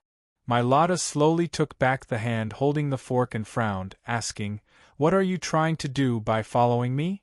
This seemingly harmless man in front of him might be the same as that old human mage, a inhuman, hidden in the crowd. My Lotta, who had already lost all of his power, had even lost his sharp senses. He could only make a simple judgment, and thus couldn't be sure. However, my Lotta knew that the inhuman in the inhuman domain had always maintained a close relationship with the modern world, and many inhumans even lived directly in the modern world. "I don't have any intentions." Teacher Pulin shook her head. "First of all, you are a new face, so I feel strange. Second, you seem to be troubled by trouble." My Lotta sneered, obviously not believing Teacher Pulin's words. "Since you don't want anything, then don't approach me." With that, my Lotta retreated step by step until he walked out of the 24-hour restaurant. However, what my Lotta did not expect was that just as he walked out of the restaurant's entrance, several strong beams of light came toward him. He saw that there were 2 police cars and 3 motorcycles parked outside the restaurant's entrance. 6 police officers were pointing their guns at him. "Don't move. Don't try to resist," the police officers shouted at this time. My Lotta obviously did not expect these people to find him so quickly. He was startled, and then clenched his fist, but the surging power had long since disappeared, and he had no choice but to let go of his hand dejectedly. "Raise your hand high. Turn around. Give up resistance." My Lotta clenched his teeth. He had seen these firearms created by humans. He knew the power of these firearms. Half a day ago, he was not afraid of these firearms at all, but now my Lotta could only slowly raise both his hands, feeling this extraordinary shame and humiliation, secretly swearing. He slowly turned around. At this time, through the glass door of the restaurant, he saw Teacher Pulin walking toward him. My Lotta couldn't help but be startled. In front of the restaurant's entrance, a thick grayish-white fog suddenly rose up. Several police officers couldn't help but panic. However, this thick fog came in a strange way, and at the same time, it also left very quickly. But when this thick fog dissipated, they had lost track of the fugitive. My Lotta had disappeared at an unknown time. Outside a few alleys, my Lotta furrowed his brows and shook off Teacher Pu Lin's hand that was grabbing onto his arm. Within the thick fog, my Lotta was directly pulled by the other. Soon after, he quickly walked over to this place. That was not the speed that an ordinary human should have, but my Lotta was not too surprised, because he had already determined that the other party was not simple. However, this kind of fast walking made him, who had lost his strength, look very miserable. He tried to adjust his breathing to make himself look more normal, but he was unable to cover up his pale face. Why did they want to capture you? Teacher Poulin turned around and asked expressionlessly. You don't know why they captured me. Why did you save me? My Lotta threw back a question.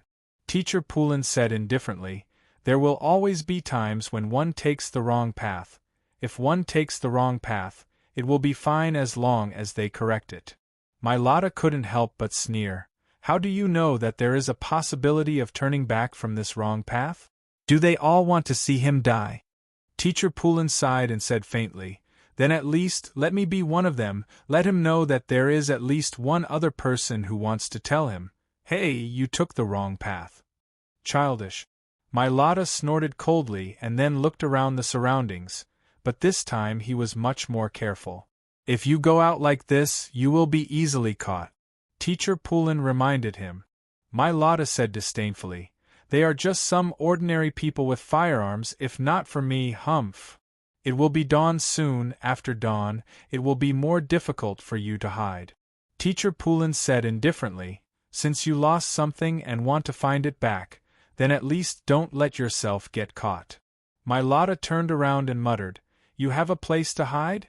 Teacher Poulin nodded silently. I live here. Teacher Poulin pointed at the house that looked like it had been abandoned for a long time and said. My Lotta looked at the house in surprise. Why was this guy not joking? This house did not look like it had been abandoned for a long time, but more like a building from another century, compared to the surrounding houses. Usually no one comes here. Teacher Poulin smiled and said, the police usually don't come here. There was a murder case here before. When I came here, a ghost lived here and liked to scare people. Teacher Poulin didn't say what happened to the ghost later, but my Lotta could easily think of several possibilities, so he didn't bother to care about a small ghost. He casually leaned against the wall of the house and sat down, not caring that the floor was covered with dust.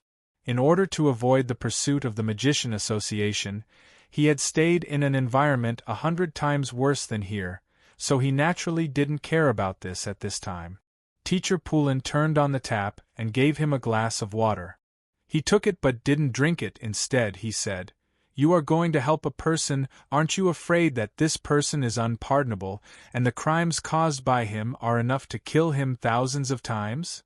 Of course I am afraid. Teacher Poulin shrugged and said, but the most frightening thing is that he is not willing to turn back even if he knows that the end of the road is destruction. What a hypocrite! My Lotta sneered. If this person killed your loved ones and let you spend the rest of your life in pain, can you still be so determined? Teacher Poulin slowly sat down facing him, also on the floor. I was abandoned at the door of a church when I was young, and the priest of the church adopted me. My Lotta frowned, not knowing why he suddenly mentioned this. Teacher Poulin said, when I was 10 years old, a thief broke into the church and was discovered by the priest. In the struggle, the thief stabbed the priest's heart with a candlestick. You killed the thief? My Lotta's eyes didn't blink. Teacher Poulin looked at him and didn't say a word. My Lotta subconsciously avoided his gaze, and only then did he continue to speak. Ever since I was very young, I had some abilities that were different from ordinary people. That time, I was somewhat unable to control myself and I almost killed this thief. Almost? My Lotta opened his mouth. Teacher Poulin said indifferently, before my godfather died, he asked me to forgive the thief. You let him go? I did. Teacher Poulin nodded his head. After I grew up, I met him again. His time was up, and he was knocked down by a car while crossing the road in order to save a child. My Lotta refuted. Perhaps he was originally a good person, but he had no choice but to go steal from the church. Thus, he saved the child. But do not forget, some people are born evil. Teacher Poulin shook his head and said, I am not telling you this because I want to argue with you. I simply want to tell you that this is the environment I grew up in, and the reason why I am doing this in the end, whether you accept it or not, I do not intend to force you. Simply put, I see that you can still be saved, so I want to help you. My Lotta quibbled. If I were to go kill someone tomorrow, kill those policemen who are chasing me, would you regret helping me now? Teacher Poulin shook his head again. Within my range of sight, I will not let you do this. But in a place where I cannot see, no matter what you do, it will not affect me, because that is your fate. Time will give you the fairest judgment. My Lotta opened his mouth, but in the end, he didn't refute anything. Then, he wrapped himself in his robe and said in a low voice, "Good night." Teacher Poulin smiled casually, then found an indifferent sofa and sat down. Then, he opened Grimm's fairy tales and began to read again. Although the lights in the room were not on, he was able to read clearly, because behind him, there was a faint flame, a pale white ball of flame floating in the air, a will-o'-the-wisp. Chapter 1506. Later, Teacher Poulin took a nap. When he woke up, he saw my Lotta kneeling on the ground, his hands crossed before his chest. His lips moved slightly, as if he was muttering something. It should be something similar to a prayer. As a teacher of the seminary, Teacher Poulin could easily tell what the other person believed in. He did not disturb him. After my Lotta finished his set and opened his eyes, he said calmly, "You look much better." My Lotta silently glanced at Teacher Poulin.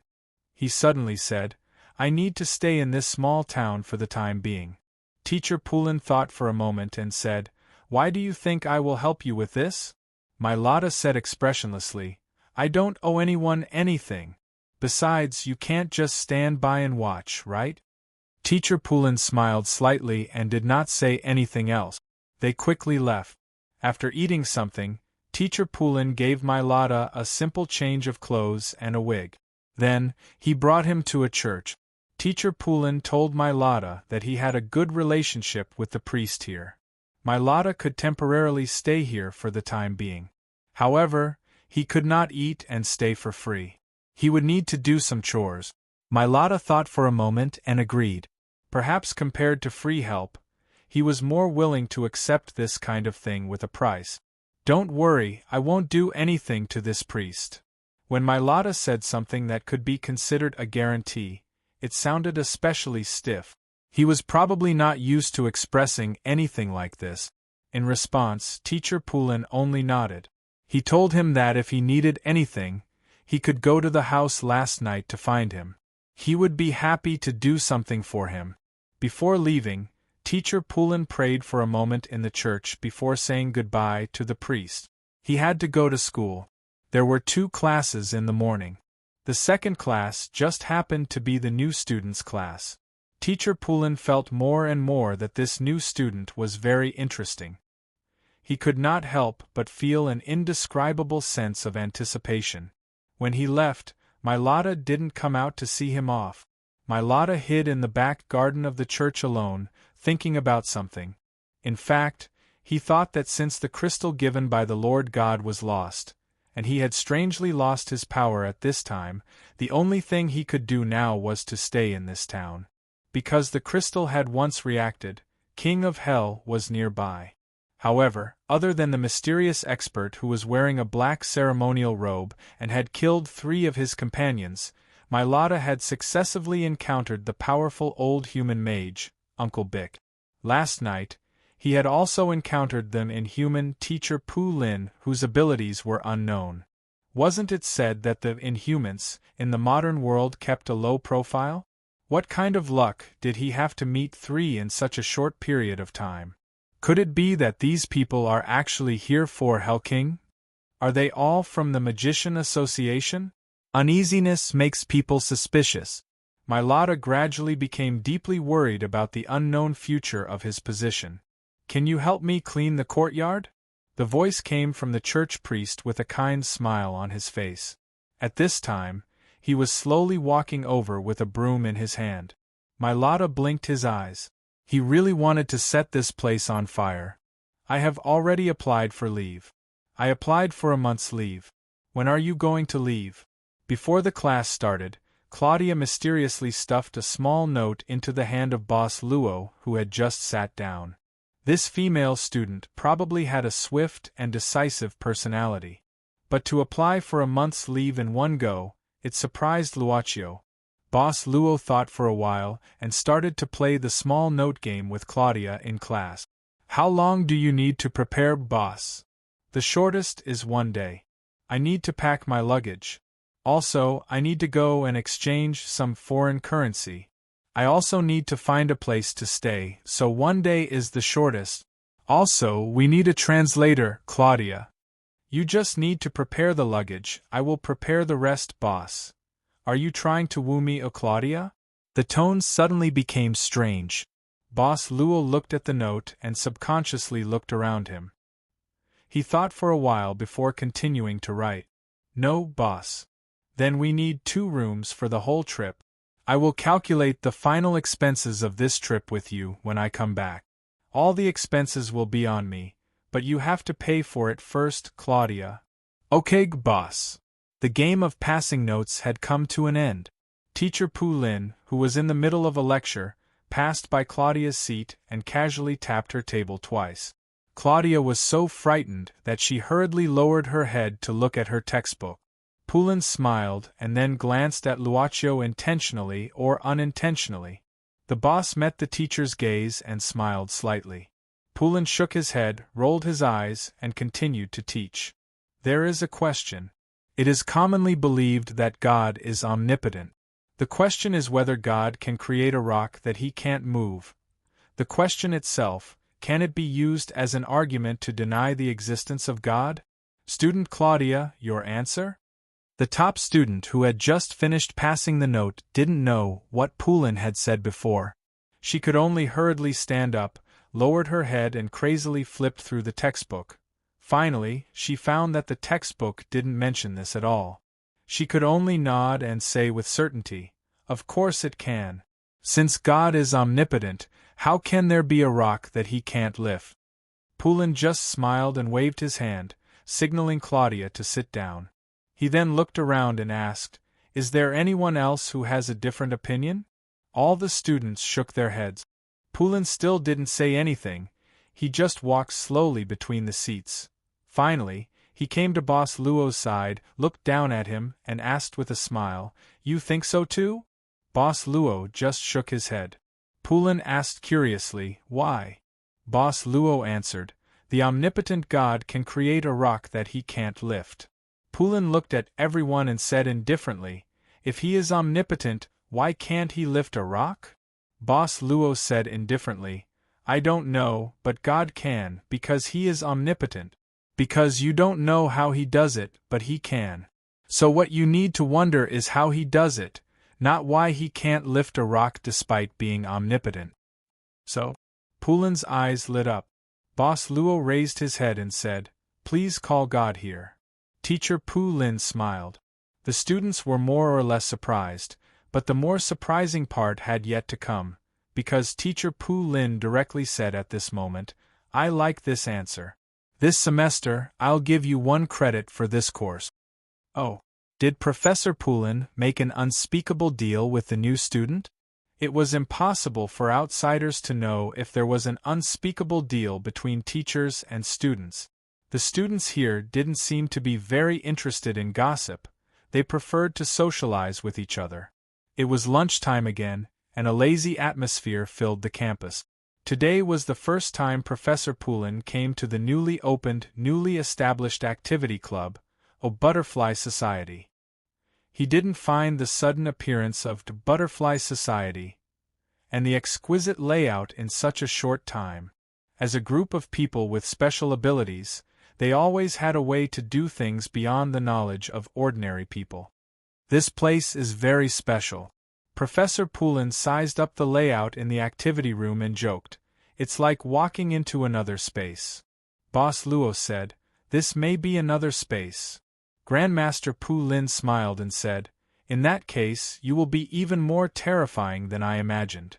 Boss Luo asked curiously, do I look very scary? Teacher Pu Lin shook his head and said lightly, to be able to freely control one's own existence or non-existence is already very terrifying in itself. If on top of this foundation, one can still achieve a seamless transformation, tell me, would you be afraid of having such a person by your side? Luochu poured him a glass of water. Teacher, have you seen God? Every day. Pulin said casually. I still have the habit of praying every day, so I can see God every day. So, what is the purpose of this club? Helping others solve some problems for a fee. Of course, simply talking is also fine.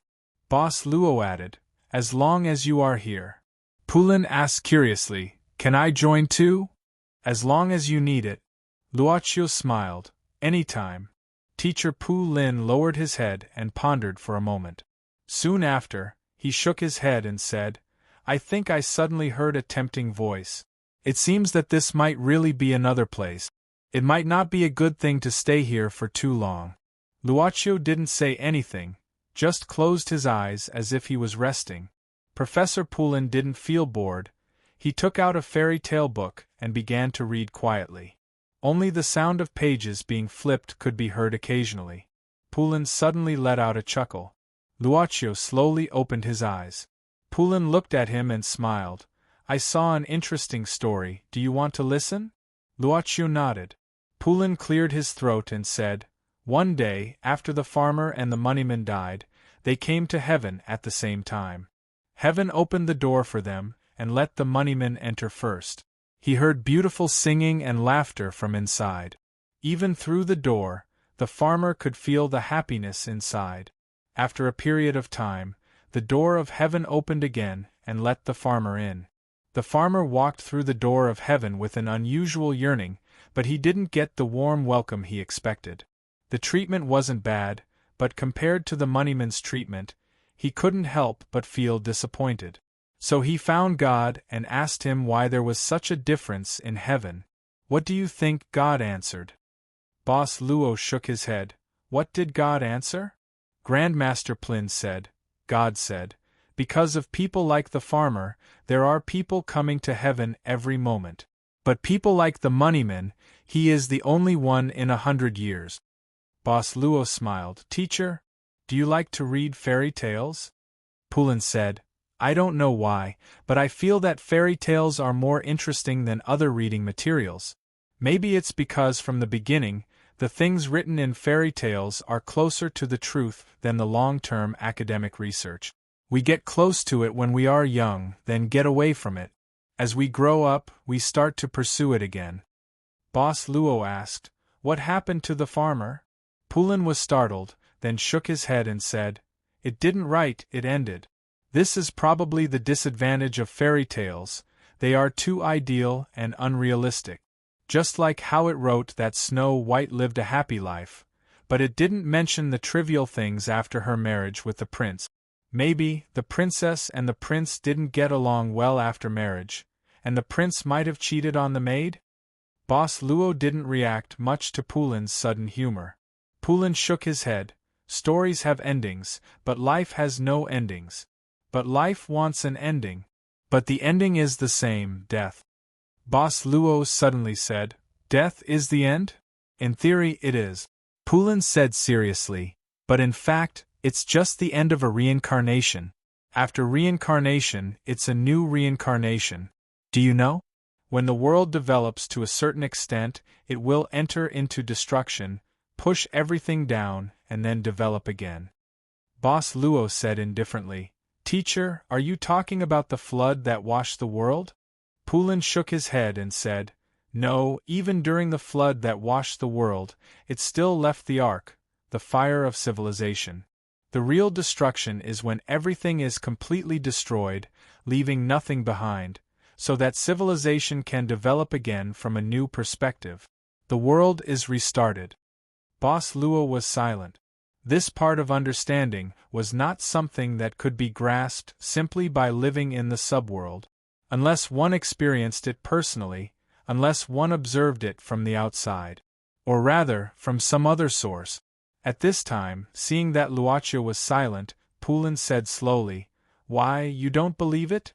Luochu said casually, these are teacher's conjectures. No. Teacher Pu Lin, however, shook his head. You may find this information hard to believe, but it's true that it happened. Even the number of times it happened is far beyond your imagination. You may not know that outside the world we live in now, there are countless similar worlds. They each have different civilizations, and in these civilizations there may be you and me. Luoqiu blinked and suddenly asked, "So, teacher, you have been outside?" "No, I just received some information." Teacher Pu Lin shook his head. Shortly after, he said in a low voice, "A group called the Secret Society. Their people found me many years ago." Secret Society? Chapter 1507. Secret Society was one of the most famous mysterious organizations in the dimensional crevice. It was generally believed that in Secret Society, Transcendence, and Door of Truth you were the most famous transcendents in the dimensional crevice. Among them, a secret society was the most mysterious. Its mission was unknown, and the number of members was unknown. It was said that only when the members of a secret society actively exposed themselves could some information be obtained. Luoqiu did not know why Mr. Poulin suddenly mentioned secret society. It seemed inappropriate, but Mr. Poulin always had his own reasons for doing things.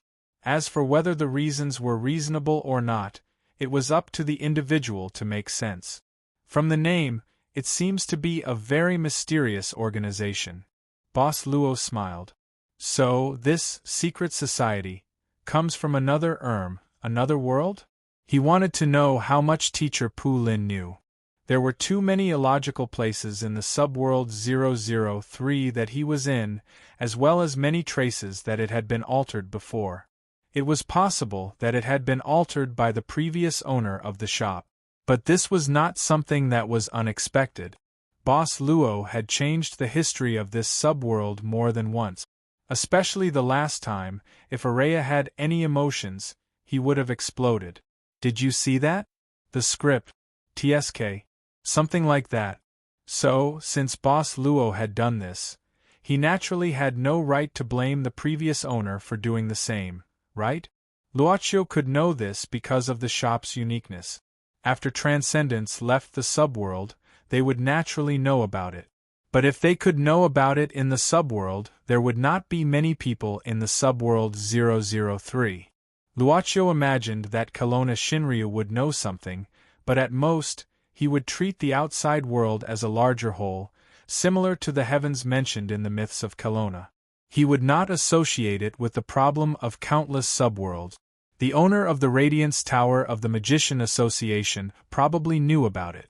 After all, he went to the Lost Crack once and saw O'Kane, who came from the dimensional crevice. Where is Teacher Poulin? Luoqiu didn't know much about the secret society. In fact, this was the first time he heard about the secret society from the people outside the shop. Therefore, since he didn't want to waste free information, Boss Luo instantly became eager to learn. You look like the auntie next door who heard about the supermarket discount. At this moment, Teacher Pu Lin shook his head. As he ridiculed, he continued to say, between the countless worlds with different processes but the core should be the same, there exists an even wider space. It's called the dimensional crevice. In the crevice, there are some inhumans who have escaped from the cages of various worlds. The secret society was formed by individuals among these inhumans. Its purpose is to record everything that happened. Record. Boss Luo thought for a moment. Why record? Mr. Poulin said, then what do you think it is? Luoqiu thought for a moment and said, usually it is to find something. For example, the truth behind it. Of course, recording is fine too, but relatively speaking, doing nothing and just watching from the sidelines should be difficult to attract too much recognition. You're right. Mr. Poulin nodded. The secret society has very few members to begin with. There are probably only 1 or 2 external members in each world. The external members are responsible for recording everything that happens in their world within a certain period of time.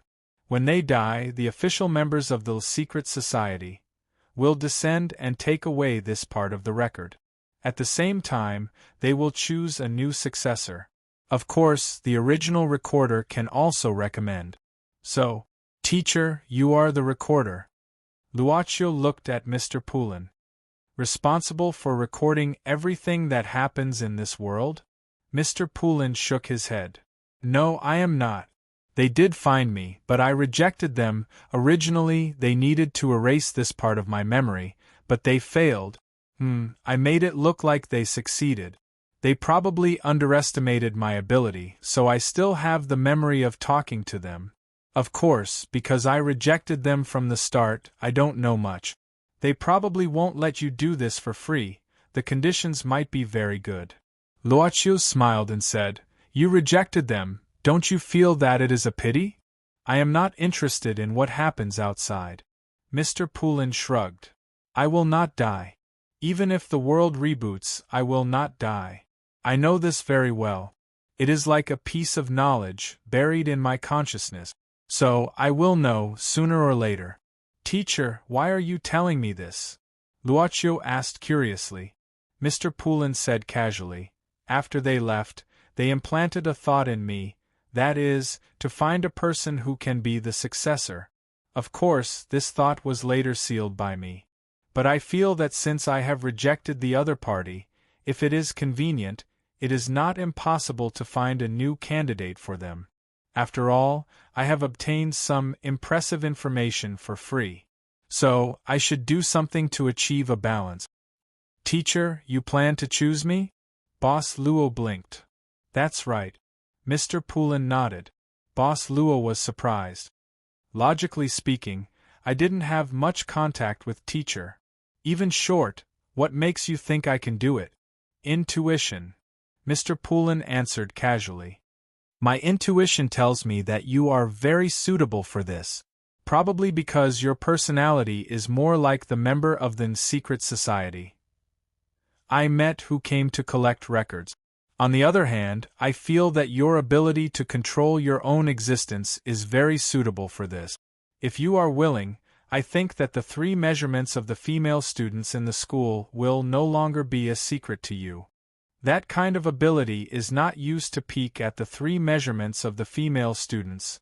Luaccio shook his head. He was not interested in Poulin's sudden and dangerous thoughts, and he was even less interested in becoming a recorder. If I reject, does teacher plan to erase the memory of this conversation to me? Why would I want to erase your memory? Teacher Poulin asked in astonishment. I don't have the obligation to keep secrets for the secret society anyway. Of course, if you want to keep secrets, I won't disagree. Luaccio suddenly understood. Mr. Poulin was actually a big mouth. Those people from the secret society left right away after you rejected them? What about the records? Luaccio immediately asked. Mr. Poulin shrugged. There seems to be another recorder. There seems to be 2 in this world. So after one of them died, then the secret society. People didn't seem to be in a hurry. Another one? I don't know. Mr. Poulin shrugged. I feel like the more I know, the more troublesome things will come to me.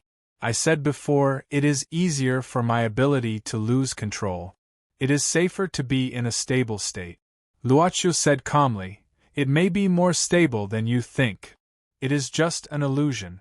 Mr. Poulin shook his head and then raised his left hand. He slowly took off the white glove on his left hand.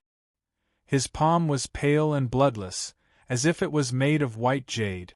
Mr. Poulin directly reached out his left hand to touch the rose in the vase on the table. When his fingers approached the rose, but before he really touched it, the bright petals began to rapidly wither. When his fingers completely touched the petals, the flower in the vase had completely withered. Do you understand? This is out of my control. Mr. Poulin seemed to be talking about something unrelated to him. I can't directly touch anyone with my hands. Luaccio suddenly said, Teacher, do you want to give up this power? Why should I give it up? Teacher Poulin shook his head and said, I'm not that pretentious. Because I feel that this power brings trouble, I loathe it. On the contrary, without this power, it would make people feel uneasy. At most, I will only consider how to fully control it. Perhaps I can also provide you with a way to control this power, Boss Luo said in a low voice. Mr. Poulin opened his mouth in surprise and then looked down at his left hand as if he was thinking. After a long time, he raised his head. I need to seriously consider it. Consider what? Luocio asked curiously. Consider whether to control it or whether to trust me. Of course, consider whether to control it or not. Mr. Poulin said casually. As for what you said, I don't doubt it. This is also the most terrifying part of your ability. You see, when I talk to you, I even subconsciously don't doubt a word you say. So, you really don't plan to record the 3 measurements of every female student in the school? Teacher, how obsessed are you with the 3 measurements of female students? Last night, you said you have never been to an adult place. Boss Luo was a little dumbfounded. Facing Mr. Poulin's low desire at this time, he suddenly remembered the super sea turtle that had no desire and only cared about sleeping at the seaside last year. That sea turtle said that a long time ago, someone once asked it if it had anything it wanted to achieve and gave it a black card, but until now the old sea turtle had never used it. If the person who gave the black card knew, would he be more helpless, just like how he was facing Mr. Poulin now? When I think about it clearly, I will come again. Before leaving, Mr. Poulin left this sentence, and then left in a hurry. He was not afraid of anything. The reason why he left in such a hurry was because he had to go to class. What a responsible teacher. Boss Luo looked at Mr. Poulin's figure disappearing under the shade of the tree in front of the window sill. In his hand there was a gray crystal. At night, Claudia was wearing a black women's jacket and carrying her luggage through the alley. She stood in front of a secluded entrance of the school and was looking around. She even looked at the time from time to time, seeming a little anxious. The reason for her anxiousness was that she had an appointment with her new classmate. They were going to go to a distant country to find clues about the disappearance of her father, Professor Siegiatu. On one hand, she was worried about her father's clues. On the other hand, she was excited that she couldn't explain. This was like an exciting adventure, an adventure that young people couldn't resist, an adventure that young people yearn for. But how could she be so careless? It was as if she was possessed. She didn't consider anything clearly before agreeing to go to a foreign country with a man she had only met a few times. She didn't even know anything about the other party's background. I'm probably crazy, right? Claudia laughed at herself, then took a deep breath and patted her cheeks hard. Are you coming or not, bastard? She suddenly felt a wave of fear and had the thought of retreating. She pulled her suitcase and lowered her head, turning around to leave. But she had only taken a few steps when Claudia walked back with her head lowered like a defeated dog. Good evening, student Claudia. The female top student from Theology College suddenly raised her head and widened her eyes. She looked at the young man who suddenly appeared in front of her. She opened her mouth but didn't say anything. Where did he come from? Have you been waiting for a long time? Boss Luo looked at the time at this time. His appointment with Claudia was at 8 o'clock in the evening, and it was now 7:50 in the evening. Claudia shook her head. Since we're already here, there's no need to talk about who came first or how long we have to wait. So, shall we go now? How do we get there? Why do we have to wait here instead of at the station? Isn't that more convenient? Also, where's your luggage? Come with me first, student Claudia, Luochu said casually. Claudia said indifferently, just call me by my name. I'll feel more comfortable when I hear it, Luo. Boss Luo nodded with a smile and then walked in front. Claudia subconsciously followed, but gradually found that something was wrong. Because she clearly found that, even a fool could see that he was walking directly into the college and was on the way to the old school building of Theology College. Hey, aren't we going to go? Why did you come back here? Claudia couldn't help but bite the bullet. At the same time, she secretly held an anti-pervert spray in her hand and kept a distance of 1 meter from him. Did you forget something and want to come back here to get it? Not at all. All right. In front of the Butterfly Society, Boss Luo slowly turned around and smiled. We're here. As he spoke, he directly opened the door and walked into the Butterfly Society. Claudia frowned. In the end, she took a deep breath and followed him into the room. But when she stepped through the door, she was immediately stunned. She saw the pyramid. The Great Pyramid of Giza? Where is this? Chapter 1508. She didn't know how many times she had seen this famous building. The huge Sphinx stood on the golden sand, and next to it was the world's largest pyramid. This is... Claudia felt like she was in a dream. Just a second ago, she was still in the British Empire, in that seaside school, but after stepping through that door, she had arrived on another continent? She even thought that this was a very realistic 3D painting. It was the kind of flat 3D painting that was drawn on the street like a cliff. But obviously, this wasn't the case. What kind of 3D painting could be shown in all directions? Was it a virtual projection technology? Don't joke around. This kind of hot weather, this kind of burning that made the skin scream, and the feeling of stepping on the sand all proved one thing. She indeed crossed the continental plate in an instant and came to another country thousands of miles away that once had a brilliant ancient civilization. You are, Claudia's voice trembled as she looked at Luochio.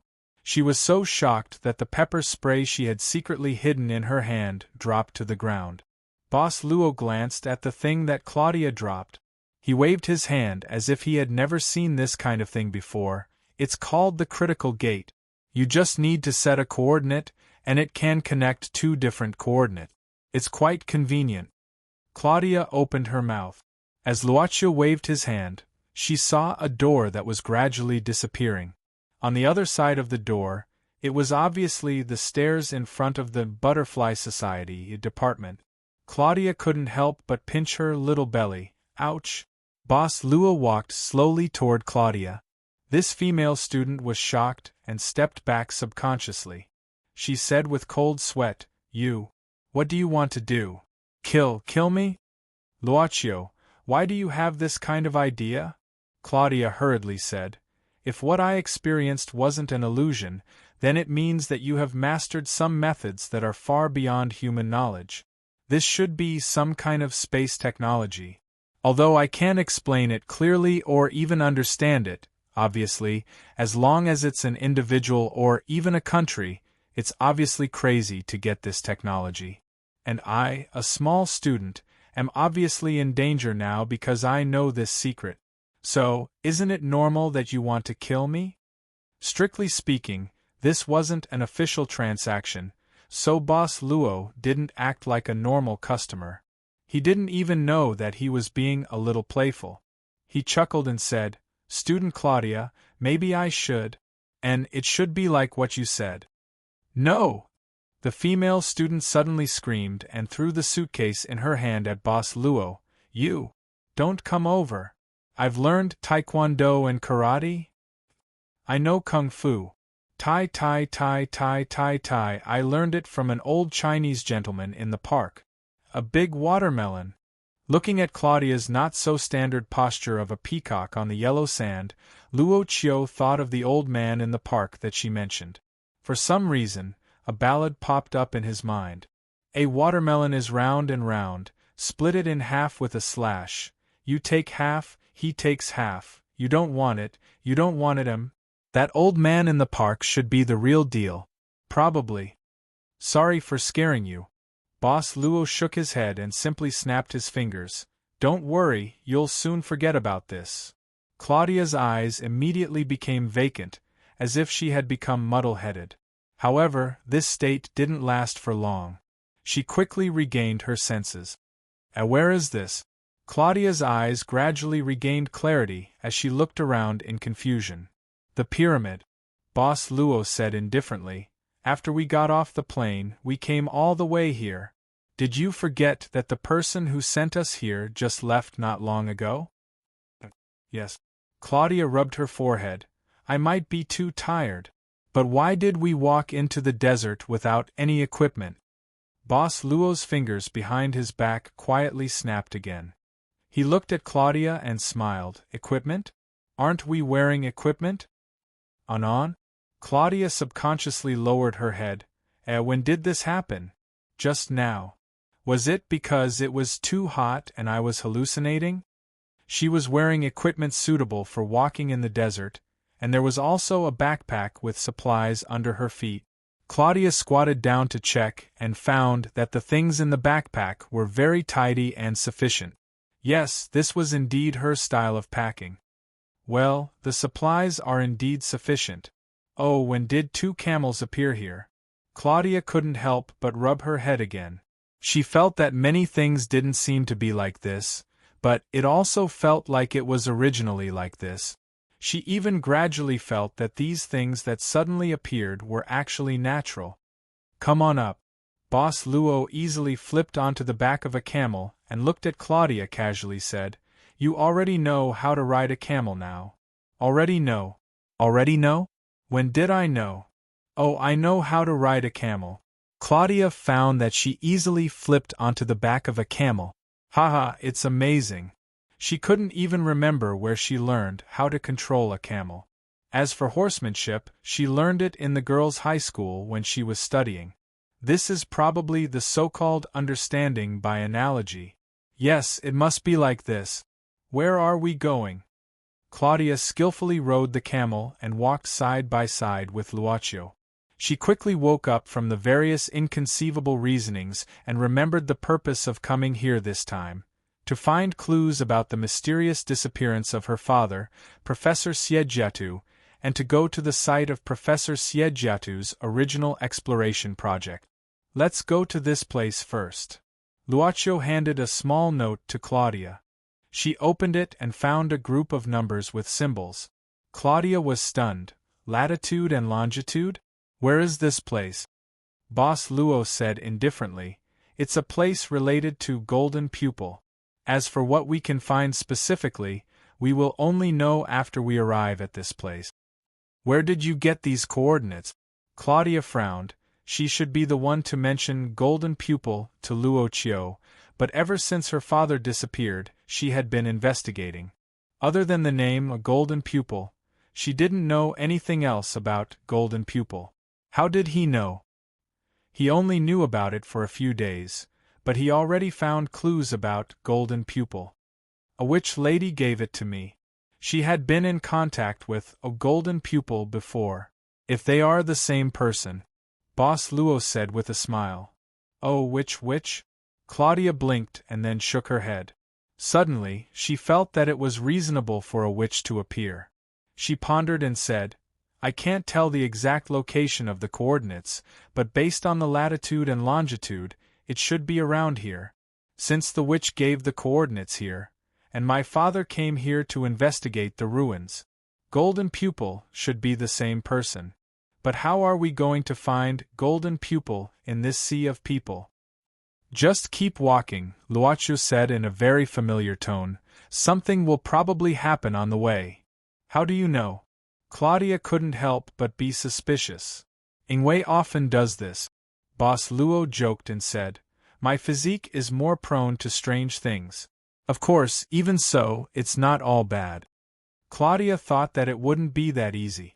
There was only desert around here, and the golden sand even made people's eyes hurt. There was no one here. How could anything happen? Suddenly, there was a sound in front of them. It was probably on the other side of a sand dune. It seemed like someone was moving on the other side of the sand dune. Claudia couldn't help but open her mouth. She felt that this was just a coincidence. This place was originally near the world's largest pyramid, a very famous scenic spot, so it was common knowledge that there would be tourists nearby. Should we go and take a look? Claudia said excitedly. Why not? Boss Luo said meaningfully. This is an unforgettable adventure. It's too monotonous, wouldn't we have come for nothing? As he said, Boss Luo patted the camel's hump. The camel slowly walked towards the sand dune. Claudia thought that this was not wrong. She was also a curious person, so she couldn't restrain herself and quickly chased after the camel. It was very convenient to travel in the desert with a camel as a vehicle. They quickly climbed up the sand dune and saw the place where the sound came from. It would have been better if she didn't see it, but after seeing it, Claudia couldn't help but gasp. On the other side of the sand dune, several old off-road vehicles were chasing after a camel that was running desperately. There was a masked person on the camel who looked like a male. And on the off-road vehicles there were people constantly peeking out and attacking the person on the camel. Shotguns, powerful crossbows. What are they doing? Claudia took a deep breath. She actually knew what was going to happen next, but she needed a firm answer at this time. It's obviously a chase. Luoqiu glanced at it. The people in the car seem to be bandits in the desert. The person who escaped is coming towards us. Claudia's voice suddenly became nervous. What should we do? They seem to have discovered us. Classmate Claudia. Boss Luo blinked and said, I didn't learn taekwondo or karate, and I don't know the powerful taiji fist. So, can you protect me? Wait a moment. Claudia was dumbfounded and said in exasperation, Are you a man? Boss Luo shook his head and slowly turned over to get off the camel. Then we can only surrender. If we don't resist, these bandits probably won't kill us immediately. Claudia didn't know what to say. In just a moment, the man on the camel who was being chased had rushed to the front of the two of them. At this time, the several off-road vehicles that came quickly overtook the camel. The off-road vehicles spun in front of the chased man, Luoqiu, and Claudia. At this moment, the camel that the masked man was sitting on suddenly cried out in alarm and fell to the ground. The camel's hind leg had been pierced by a powerful crossbow arrow while it was retreating. Save me! The masked man was thrown 2 or 3 meters away by the camel and fell to the ground. He hurriedly got up and raised his head to send a signal for help to Luoqiu and Claudia. The off-road vehicles also stopped at the same time. From each vehicle, 2 or 3 meters tall dark-skinned men walked out. They had weapons in their hands and narrowed the encirclement step by step. Claudia clenched her fists and recalled the taekwondo and other fighting techniques that she had learned over the years. She took a deep breath, and when the bandits were getting closer and closer to her, Claudia moved. She raised her hands abruptly and shouted, I surrender. Then I will surrender too. Boss Luo said slowly in a voice that only Claudia could hear. At the same time, he also raised his hands to show that he didn't intend to resist. Seeing this scene, the masked man who was being chased suddenly became discouraged and sat down in despair. It didn't take long for the bandits to drive the masked man, Luoqiu, and Claudia into the same off-road vehicle. Then, they quickly left this place. If I knew you were so useless, I wouldn't have run to you. The masked man sighed heavily. My camel wouldn't have been shot by the crossbow. You know, they didn't hit me even once along the way. You think we are happy? If not for you, Claudia suddenly said emotionally. But soon, she was calmed down by Luoqiu, who was sitting next to her. Boss Luo looked at the masked man who was being chased and suddenly asked, Mister, how should we address you? The masked man glanced at the young man and woman squeezed in the back seat. He frowned and simply said, Arya is a local. Chapter 1509. The destination was an oasis in the desert with a water source. The off-road vehicle slowly drove into a village-like place inside the crude mud wall. Although they were kidnapped by the thugs, they were not blindfolded. Therefore, through the window, Boss Luo still saw some people living in this village. Most of them were women and children. There were 2 armed men guarding the entrance. As for the clothes, most of the people here wore the same, loose clothes and a white cloth wrapped around their head. Along the way, the man who called himself Arya didn't even bother to talk to anyone. After he introduced himself, he fell asleep easily. It was said that he hadn't slept for 2 days and 2 nights because of this escape. He was really sleepy. That's right, for this escape, Arya had already fallen into the hands of this group of people. After he successfully escaped, He was caught again. After the off-road vehicle stopped, Arya was violently kicked away. He cursed in a low voice, and finally, Boss Luo and Claudia were brought to a dungeon-like place. Strangely, during this journey, the thugs seemed to have remembered something to keep secret and actually came here to cover the three of them with black cloth. Don't think about escaping again. Next time we will bring back your corpse. After the thugs left this warning, they directly locked the dungeon door. They threw in a water bag and a few biscuits through the only small window of the dungeon door and directly left. Arya was obviously very used to this kind of treatment. He immediately picked up the water bag on the ground, drank the water and ate with big mouthfuls. At this time, Claudia was busy using her teeth to bite the rope tied to her wrist.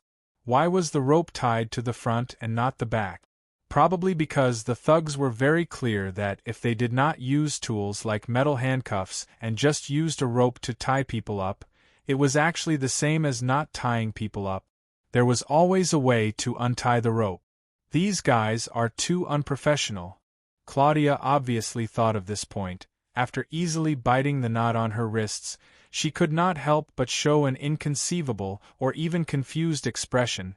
What's the point of tying us up like this? Luo, let me help you undo it. When did you undo it? The rope fell from Boss Luo's hands to the ground.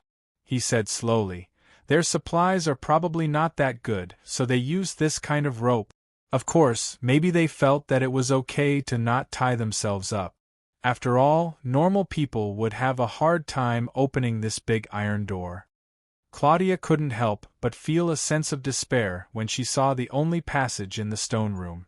She seemed to want to find a place to vent, so she glared at Arya. You still have the mood to eat at a time like this? Arya turned around and ignored her. He covered his water bag and food tightly as if he was afraid that someone would snatch them away. Claudia couldn't help but roll her eyes. Actually, she knew that this bag of water and food was probably all that they had for the next 1 or 2 days. The thugs obviously would not give them any preferential treatment. In fact, it would be best if they were so hungry that they had no energy left. But how could she still be in the mood to eat? Fear had already caused her heart to be in a mess, and her face turned pale. If it wasn't for the fact that she wasn't the only one here, she probably would have cried long ago. What will we become? Claudia's voice had a hint of sobbing. She raised her head and looked at Luochu blankly. Boss Luo was walking around the stone room, knocking on the stone wall from time to time. Hearing this, he turned around. Just as he was about to say something, Arya suddenly sneered. He straightened his body and began to untie the knots on his hands slowly. He said in British with a thick local accent, "The best-case scenario is that you will be caught by them to give birth to the next generation. These guys are in need of manpower, and they especially like children, because they like to teach their children how to fight from a young age, so you will keep giving birth until you die." Nonsense. Claudia couldn't help but hug herself tightly in fear. Her voice trembled. She was the Iron Virgin of the Academy. Not to mention a boyfriend, she didn't even have the experience of kissing a man other than her father. She couldn't imagine what kind of hell it would be to give birth to the next generation for a group of strange men. Unexpectedly, Arya laughed at this time. His eyes even became somewhat wretched. He laughed wretchedly and said, "You think giving birth until you die is enough? It's far from enough. Let me tell you, this place is in need of women. Especially white skin like you, they like it the most. So, after you die, your body will be preserved with a special method and turned into a corpse prostitute. If you take good care of it, it can last for at least a few years. TSK, TSK, TSK. I don't want to." Claudia suddenly screamed and stood up. Her body was trembling in fear. The method of making this kind of corpse should have been lost. Boss Luo suddenly asked, "Did the people here discover this method, or did they restore this method themselves?" Arya originally wanted to tease this little girl to pass the time. He didn't expect to be asked such a tricky question. He was stunned at once. "How do I know this?" If you have the ability, why don't you ask them directly? Mr. Arya, have you seen a corpse prostitute? Boss Luo blinked his eyes. I have never seen one with my own eyes before, so I'm curious. Can you describe it? God.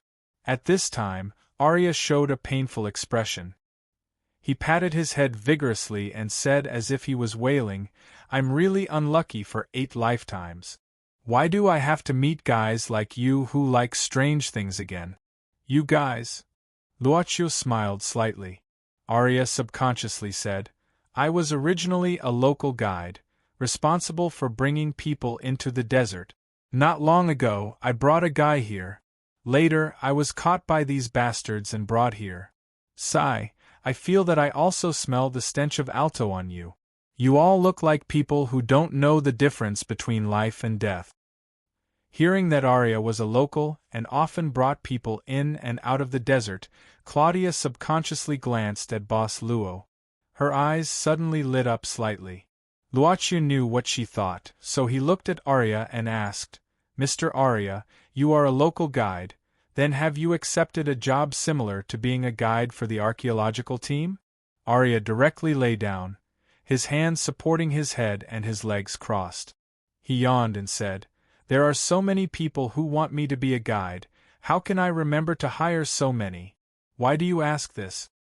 We are here because... Boss Luo was about to speak. As a person who always spoke the truth, he really intended to say the purpose of this trip, to find someone.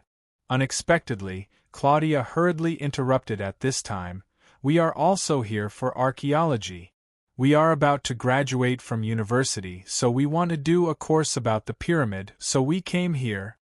Boss Luo opened his mouth.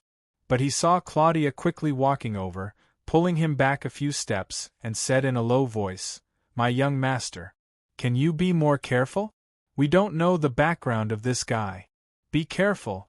Be careful. Boss Luo directly didn't say anything. It was actually good to be more sincere, wasn't it? At the same time, not interested, not interested. Arya shook his head. He waved his hand and suddenly changed the direction of his head to lie down. Claudia thought for a while, then took 2 steps forward and said in a low voice, Mr. Arya, I want to ask something from you. Arya didn't move. Claudia didn't give up and quickly said, If you can tell me useful information, I can give you a reward. Arya immediately turned around. The corners of Claudia's mouth curled up slightly, as if she was very pleased with herself as she looked at Boss Luo. Boss Luo found it interesting, so he let her be. He examined the walls of the stone room. There seemed to be some patterns carved in the dark. They were murals, and they looked quite old, as if they depicted a certain period in ancient Egypt. What can you give me in return? On the side, Arya and Claudia continued their conversation, and Claudia said in delight, What do you want? I can give you dollars or pounds. Arya stared at Claudia without blinking, as if she was unmoved. Claudia couldn't help but frown. You don't like it? I can exchange it for local currency. How about $2,000 for your local currency? Girl, I do like dollars a lot. Arya, however, sighed, and then looked at Claudia as if she needed his care. Let me give you a kind suggestion. In this place, even if you promised me a gold mine, it wouldn't be as appropriate as giving me a glass of water. But right now, you don't even have a drop of water, let alone a glass of water. Because all your water is in my hands, haha. When you're thirsty and can't take it anymore, you'll have to beg me, understand? White girl. You. Claudia couldn't help but turn pale at the rebuke. Like a deflated balloon, she instantly stopped talking, as if she had been dealt a heavy blow. She quietly found a corner and curled up. At this moment, she was even more afraid, and it was only at this moment that her fear erupted like a flash flood. She hugged her knees and buried her head, her body trembling slightly, but there was no sound of crying. Arya casually glanced at her and ignored her. Instead, he was more interested in the other young man who was also trapped here. Luaccio was holding a lantern and carefully examining the murals on the wall in the candlelight. A lantern? Arya was abruptly stunned, and then hurriedly stood up. But he was in such a hurry that his left foot bumped into his right foot, and he fell to the ground again. He hid his teeth, and his mouth was full of blood. He couldn't help but cry out. Hearing the noise, Claudia subconsciously raised her head. Her eyelashes were stuck together, and her eyes were red. This female straight-A student was so stubborn that even if she was crying, she didn't intend to disturb anyone.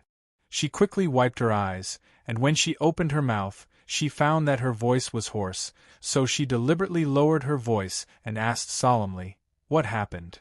Arya couldn't care less about the pain at that moment. Covering his mouth, he pointed at the lantern in Luaccio's hand in disbelief. Lantern? Lantern? Where did he get the lantern? Why is there such a thing in this godforsaken place? Claudia instantly looked at Arya in confusion, and then looked at him with a caring gaze as she said indifferently, "It's dark here. Isn't it natural to light up a lantern? If you don't want to see anything, just close your eyes." Arya opened his mouth. It wasn't the problem of lighting up a lantern when it was dark, but he had been locked in this place for a long time, and he couldn't find a single thing, so where did the lantern come from, and such an exquisite lantern at that? Why did this little girl say it as if it was natural? This place is the inside of a pyramid. Luaccio put down the lantern in his hand and turned around to look at Claudia and Arya. Pyramid? Claudia couldn't help but be startled, and subconsciously walked in front of Boss Luo. She also looked at the mural on the wall. "What did you find? Why are we in a pyramid? Weren't we kidnapped by those thugs and brought to their camp? It's a bare place, isn't it?" Boss Luo shook his head and said indifferently, "This pyramid doesn't go up, it goes down." "What do you mean?" Claudia suddenly frowned, but her straight-A student attribute suddenly activated, and she said in shock, "You mean, the pyramid is built deep underground? Inverted triangle?" "It should be like that." Boss Luo nodded. "Oh my God!" Claudia was shocked. "This is really a huge discovery. If what you said is true, then this pyramid might be one of the most important discoveries in human history. A pyramid buried in the ground upside down." Arya ignored Claudia's exclamation, and even ignored the question of why Boss Luo had the lantern in his hand, and asked in a low voice, "Young man, can you understand the painting on the wall?" "I can understand a little." Boss Luo nodded. Arya became silent, as if he was thinking about something, and didn't say a word. The stone room suddenly became eerily quiet, until the big iron door of the stone room suddenly opened. 3 masked thugs with guns escorted a middle-aged man who looked weary and tired into the room, but unlike them, the food given to this middle-aged man was obviously much better. Claudia saw that this weary man was holding a carton of milk in his hand. The thugs quickly closed the big iron door. The middle-aged man glanced into the stone room and saw Arya sitting on the ground with his hand covering his mouth. He frowned subconsciously. "Arya, you failed." Arya sighed helplessly. "Yes, my old friend. I came back to accompany you again. But I guess you have no chance to help me escape from this damn place. They must have known that it was you who helped me escape. So the plan to get reinforcements is completely ruined." The weary man shook his head. He had already noticed that there were 2 more people in the stone room, and now he looked at them with confusion. I met these 2 kids when I was escaping, and they were lucky enough to accompany me back here." Arya shrugged, and then suddenly said, "Oh yes, this young man seems to be like you. He can also understand the painting on the wall." Alto. Alto was obviously the name of this weary man. Chapter 15:10. Ordinary travelers, because they were very interested in the ancient civilization, quit their jobs and came to this desert, but in the end, they did not expect to fall into the hands of this group of thugs. Claudia did not believe the words of the old man named Otto, but she obviously did not intend to tell the truth. In the cell, there seemed to be a clear gap. Claudia and Arya were now staring at each other.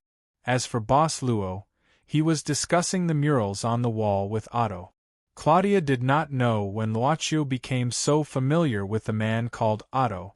It seemed that both of them did not even have a formal and sincere self-introduction. It seemed that Arya was also wondering the same thing. Again, he and Claudia stared at each other. In the cell, there was only the sound of Boss Luo and Otto talking. This seems to be a record of a sacrificial ceremony. Lucio pointed at one of the murals, but the specific year is unknown. Mr. Otto, do you know? This should be the period between the 7th dynasty and the 8th dynasty. Otto sat on the ground and said calmly while eating the rich food, "It is very likely to be the royal family of the 7th dynasty." According to the records, the 7th dynasty existed for a very short time, only 70 days. This dynasty seemed to have appeared out of thin air, and then disappeared overnight. Claudia did not know much about the history of the ancient civilization, but for a regime that only existed for 70 days and called itself a dynasty, she could not help but feel a little funny. Disappeared overnight? Are you sure it was not because it was attacked and destroyed? Otto glanced at Claudia casually. It indeed disappeared overnight. It was not only the dynasty that disappeared, but also its palace.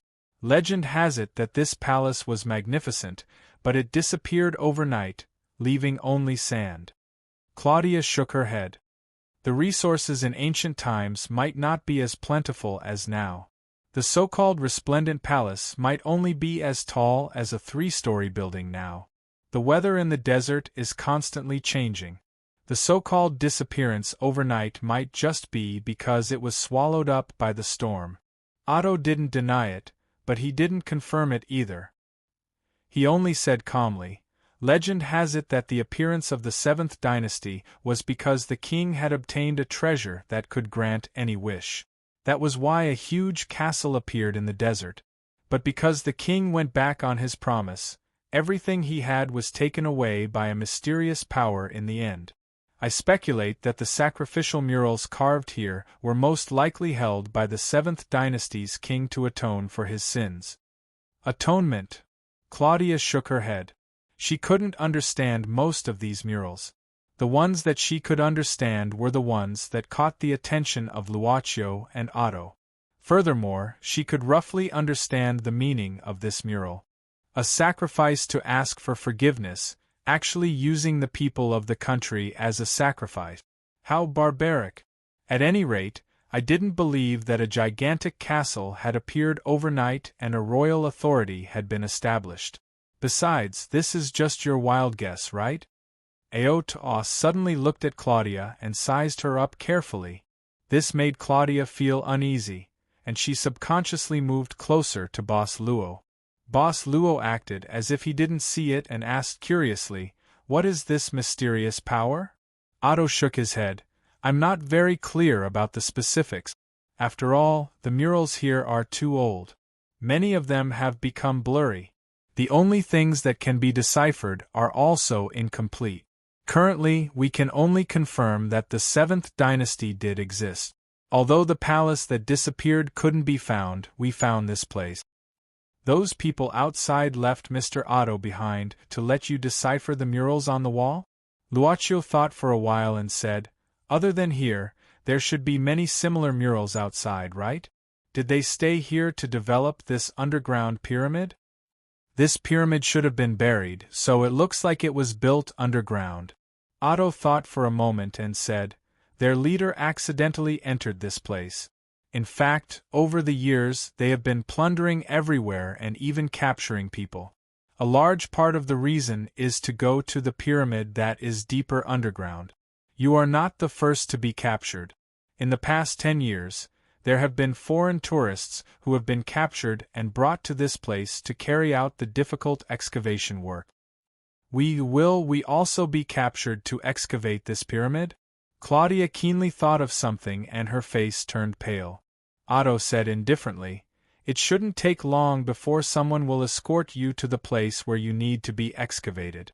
But there is a way for you to temporarily avoid this kind of hard work." "What way?" Claudia asked hurriedly.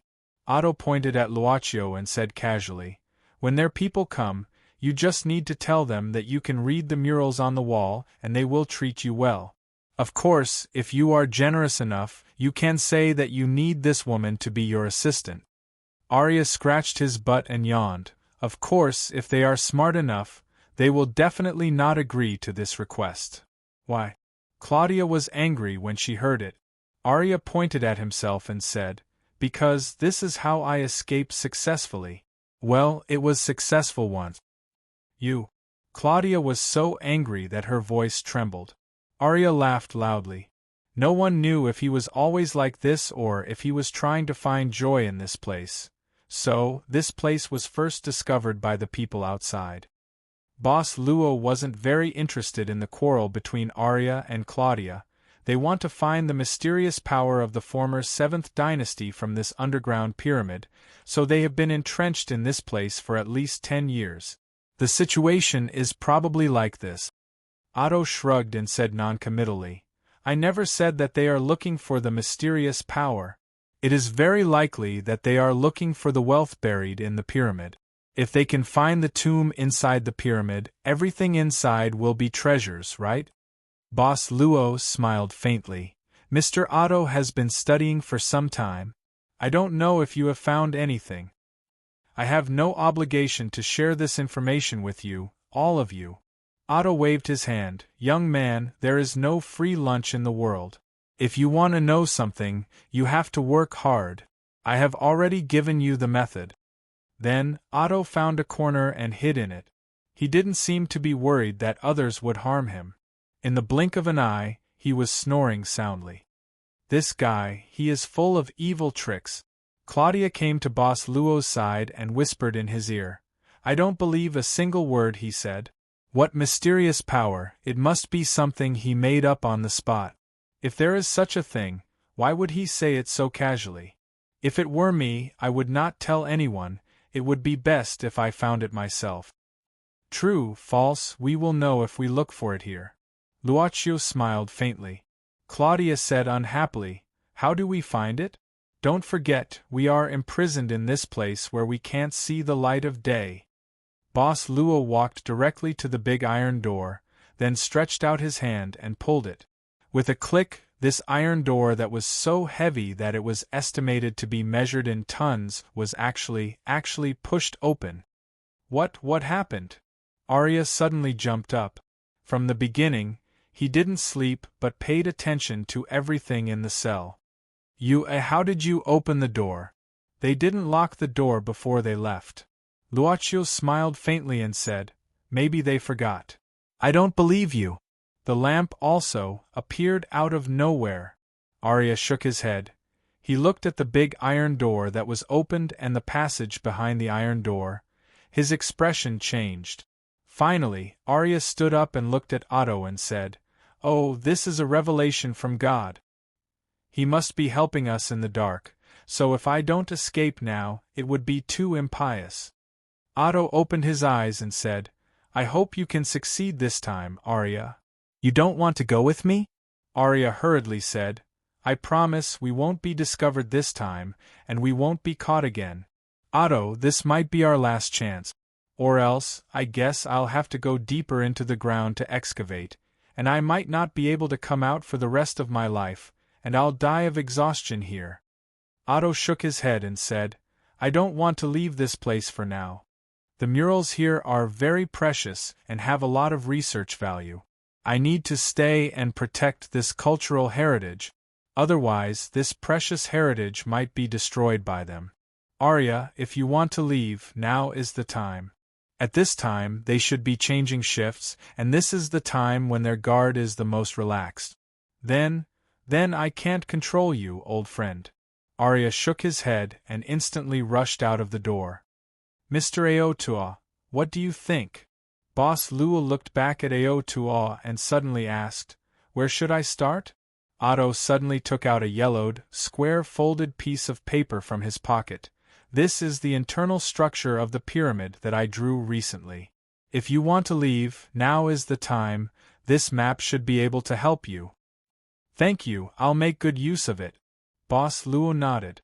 Claudia grabbed the map and said calmly, It's not safe to hold on to it. Give me some time, I'll prepare this map. 3 minutes, I only need 3 minutes. It could only be said that within the scope of normal people, no wonder she was a top student. Just as Claudia was memorizing the map, Otto suddenly said, "If you don't want to leave, why don't you lower your head and look at the bottom right corner? There are many surprises there." "I'll see how it goes." Boss Luo nodded and then said jokingly, "Maybe even with the map, we still got lost in the end. Then we walked and came back here." Otto didn't say anything, and probably fell asleep this time. Before the 3 minutes were up, Claudia said in a low voice, "Okay, I memorized it all. Even if you lose the map, we won't know how to come back." "Then, let's go." Luocio walked in front, stepped through the iron door, and left the prison. Claudia hurriedly followed. Otto was the only one left in the prison. He looked at the iron door in confusion and said to himself, "Strange, did he really forget to lock the door? This young guy is too calm. Could he be an inhuman?" Otto shook his head. He didn't like the existence of inhumans, especially when it came to excavating relics and other things. That was because inhumans were always much better than normal people when doing such work. "I hope you can find something good." Aotua gave a strange smile and then fell into a deep sleep. This guy named Aotua, none of his words are true. Along the way, not only did they not encounter any of the thugs outside, they even had a smooth journey. It felt like they were going straight down. Although they were not out of danger yet, Claudia was obviously more relaxed now.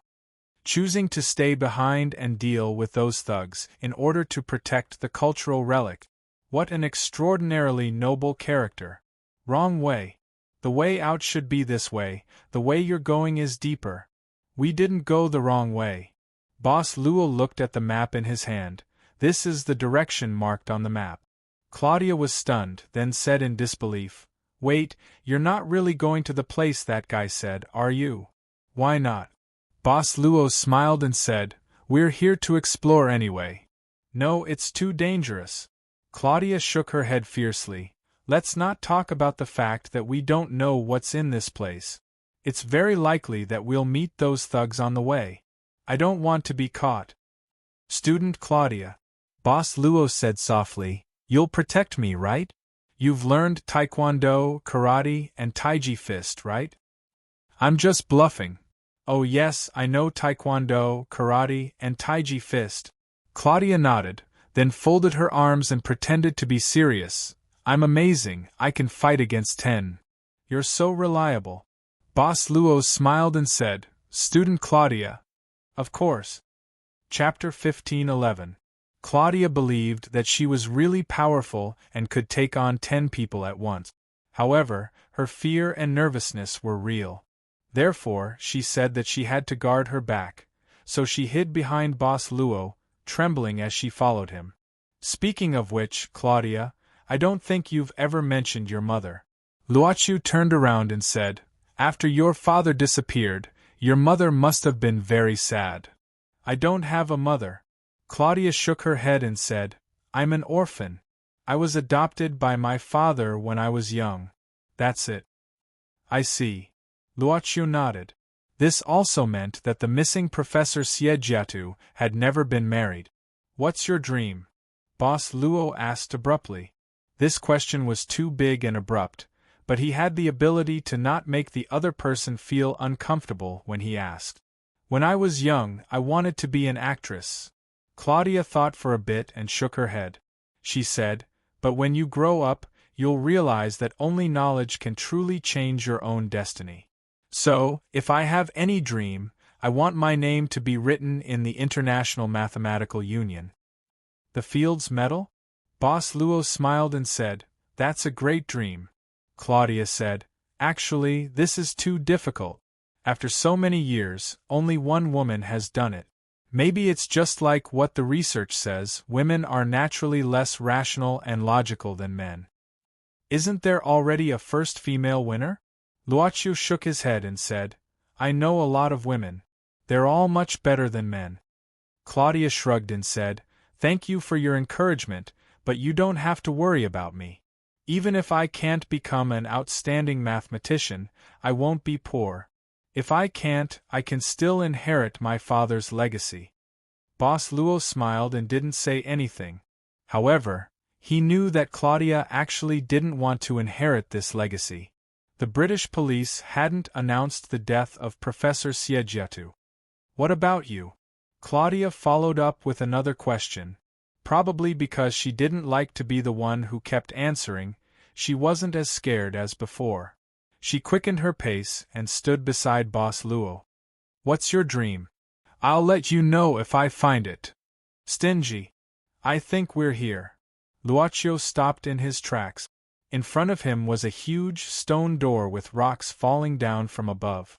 However, the boulder had already been pried up, and several jacks were inserted into the bottom of the boulder to stabilize it. This was probably set up by the thugs outside. The strange thing was that they didn't encounter a single thug along the way. The boulder that was lifted up by a jack was so high that one could enter by bending down. The place behind the door was the place that Otto had specially marked. "Aren't you going in?" Claudia noticed that Luocio was standing in front of the door, but he didn't enter immediately. He seemed to be thinking about something, so she bent down and poked her head in to take a look. Instantly, she let out a suppressed exclamation. Claudia hurriedly stepped back and said with a trembling voice, There seem to be many corpses, bones inside." Luocio bent down and walked in. He saw that there were indeed many corpses and bones in Claudia's words, and most of them were bones. As for the corpses that existed, they all had different degrees of decomposition. The ones that were relatively recent might have been from a week ago. Someone died here a week ago. The clothes on the corpses that had turned into bones seemed to be from a long time ago. These bones and corpses were now piled up like a small mountain. The place behind the huge stone door even glowed with a faint green light. This was caused by the white phosphorus produced by the decomposition of the bones. It was a very simple biological and chemical knowledge, but in this place full of corpses, it was easy to cause extreme discomfort. "There are a few corpses here, and they are wearing the same clothes as the bandits outside," Claudia said nervously. Why did all the people here die in this place?" The air was filled with the smell of corpses, but Boss Luo didn't seem to feel anything. He carefully looked at the bones and corpses around him. He even picked up a bone that looked like a thigh bone under Claudia's trembling gaze and examined it. "These corpses don't look like they were injured or died," Luocio said casually. "Look at their bodies, there are basically no fatal wounds. They seem to have died suddenly. There's a passage over there." At this moment, Claudia stretched out her hand and pointed. In this small space, there was a pitch-black passage that seemed to lead to an even deeper place. There was no doubt that in front of this passage there were also corpses everywhere. There was even a dried corpse sitting at the entrance of the passage. Other than the bones and rotting corpses, only this corpse sitting at the entrance of the passage was dry. It seemed to be particularly prominent. The two walked to the front of this dried corpse. This dried corpse's face was filled with horror, and its opened mouth seemed to have reached the limit of what a human could do. Obviously, it had encountered something extremely terrifying when it was alive. He doesn't seem to have any wounds on his body." Claudia swallowed her saliva and looked into the depths of the passage nervously. However, it was pitch black inside and she couldn't see anything at all. The lamp in Luocio's hand could only illuminate a few meters in front of them. Hearing this, Luocio squatted down and used his hand to move the floor a few times. He swept away the dust on the ground and saw a line of words engraved on the floor. It was probably the dagger in the dried corpse's hand. "What's written?" Claudia looked curiously. This is written in English. Greed is the original sin? It seems to be a warning for those who come later." Boss Luo looked back at the corpses and bones around them. "Perhaps these people died because of greed," Claudia said angrily. "That guy called Otto, he's up to no good. He actually made us come to such a terrifying place and didn't tell us about it. Boss Luo smiled. He only told us about the existence of such a place and didn't force us to come. We were only driven by curiosity. Driven by curiosity, Boss Luo secretly added in his heart. Go in, Claudia asked softly. Since we're here, let's go in and take a look. Luocio nodded. However, before leaving, under Claudia's surprised gaze, he moved the dried corpse on the left side of the passage entrance away. Then, he found a nearby rag and wrapped the dried corpse up. What are you doing? Claudia couldn't help but ask curiously. Boss Luo said indifferently, in our country, in ancient times, there was a practice of wrapping corpses with straw mats. At that time, people couldn't afford coffins due to economic reasons, so they could only use straw mats as a substitute. They felt that after a person died, if they didn't even have a place to stay, it would be more tragic. Claudia blinked her eyes and suddenly laughed. You really look like a corpse collector. When this female top student laughed, she looked much better than when she had a serious face with big eyes. She imitated Luocio and found a rag to cover the dried corpse. Then, she said proudly, do you know what this is? According to your words, this is double the ownership. The ancient people would cry, probably. Boss Luo shook his head and smiled, because of Claudia's seemingly ridiculous action. But why did you only help this dried corpse? Claudia patted the dust on her hands and looked at the white bones and corpses on the ground with a puzzled expression. There were so many corpses, Boss Luo said indifferently, because they didn't leave a message on the floor. Just because of this? Claudia was startled. Boss Luo said casually, a person who is willing to warn the latecomers before his death. I think he also hopes that the latecomers can do something for him. Since we have received his gift, we might as well do something for him. Don't you think this is fair? Claudia rolled her eyes to show that she didn't agree. She looked around and suddenly said, these guys are still holding weapons. And let's loot. It was impossible to loot, not loot. Claudia even found a pistol under a corpse that wasn't badly decomposed. Then, she excitedly armed her hands. Then, she kindly gave a decent-looking machete to Luocio. Before this, she had already hung a crossbow on her body. Claudia, who was only 3 levels away from being fully armed, was suddenly filled with confidence. She skillfully loaded her pistol and snorted, I've joined a shooting club before. My marksmanship is pretty good. Isn't your dream to be a mathematician? Boss Luo blinked. Claudia said casually, I learned this under my father's request. Taekwondo is also the same. He said that even a girl should have a strong physique to be able to face anything. Luocio smiled. Seems like your father has high expectations for you. Claudia said faintly, actually, he hopes that I can be as passionate about archaeology as he is. Although he works in a seminary, he is actually obsessed with all the mythical relic. I always feel that he actually wants to find something. Go in? This time, it was Boss Luo's turn to say to end this topic. Claudia felt very comfortable with this kind of ending. She tilted her head and looked at Luocio. The way he held the gun was quite valiant. She suddenly said, now it seems that this is the charm of the exploration work, the constant tension and excitement. Boss Luo said jokingly, I hope you didn't give up your original dream because of this. If I give up my original dream because of this, are you going to take responsibility? Claudia suddenly asked. Her gaze was scorching. Boss Luo shook his head. It's your choice to give up. Claudia said in a low voice, this is not a gentleman's answer. Is this what you Easterners call being reserved? You are really not honest. Do you have any misunderstanding about honesty? Luocio smiled casually and walked directly into the tunnel. As for the knife that Claudia gave him, he took it in his hand. Hey! Don't walk so fast, wait for me. Claudia quickly followed him. The tunnel seemed to be very long. It was even impossible to measure its exact depth. Claudia held the pistol tightly, looking ahead in fear. She didn't see Luacio's back. She didn't catch up with Luacio from the beginning. This was unbelievable. Obviously, Luacio was just a few steps ahead of her, but she didn't catch up with him.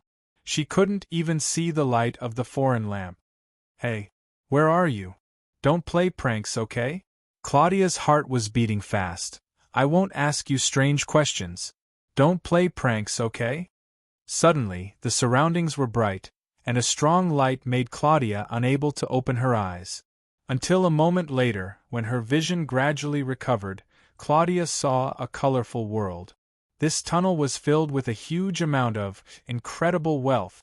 She saw piles and piles of gold coins. She saw handfuls of diamonds. The walls were even inlaid with a large number of different colored gems. Precious crowns, jewelry that could be compared to the treasures in museums. The dazzling array gathered in front of her, forming a colorful scene. The terrifying wealth was enough to destroy a person's rationality in an instant. Claudia took a deep breath. Even this iron virgin, who loved to learn, couldn't help but feel excited by the treasures in front of her. The wealth around her seemed to have an endless amount of magic. Her gaze was immediately attracted by a gemstone necklace that was casually placed on the ground. She subconsciously reached out her hand, wanting to pick up the necklace. But the moment her hand was about to touch the necklace, a line of words suddenly appeared in Claudia's mind. Greed is the original sin. She was shocked, and cold sweat broke out all over her body.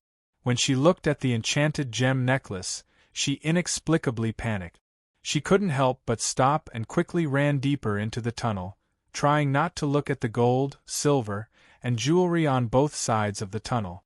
She only hoped to catch up with Luacio as soon as possible. But at this moment, after a faint light in front of the tunnel, a figure appeared. Claudia stopped abruptly, looking at the figure that suddenly appeared, and muttered to herself, "Father?" She walked slowly towards the figure absent-mindedly. Boss Luo quickly walked to the end of the tunnel. Actually, it wasn't a long distance, and it would only take a few minutes at a normal pace. At the end of the tunnel, Luacio looked back at the path he came from. After a moment of silence, he turned to look at the things at the end of the tunnel. There were statues on both sides, like guards. In the middle of the statues, there was a platform, and there was an oil lamp on the platform. Boss Luo was silent for a moment. He picked up the oil lamp easily, then thought for a moment, and gently wiped the oil lamp a few times. The oil lamp in his hand shook, and then a reddish-brown smoke erupted. The smoke condensed, and it turned out to be a red giant wearing black clothes. "Lowly human, tell me, what do you want? I can fulfill 3 of your wishes." The red giant's voice was as deafening as thunder.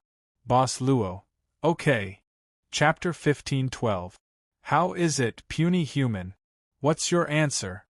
The red giant bent down, and its huge head was as tall as a person. Fortunately, it did not seem to be breathing. Whatever you want. Wealth, power, status, longevity. Luocio couldn't help but take a small step back. It wasn't because this red giant looked like a male, but because he wasn't used to being in close contact with people. The so-called issue of the security cordon. Let me give you a suggestion. Luacio thought for a while and finally said, if you are a spiritual monster that can fulfill wishes, the opening statement can be more tactful. If your service attitude is better, then the customer's desire to buy will be increased. Of course, you can understand the desire to buy as the desire to make wishes. So, what should I call you?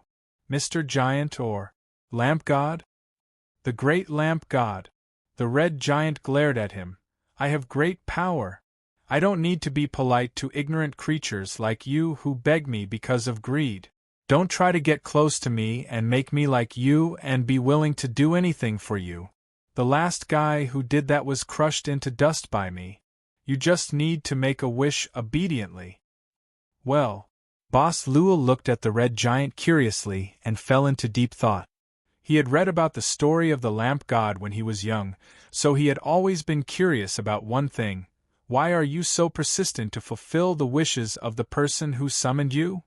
I won't tell you anything about me, the red giant sneered, unless you use other methods.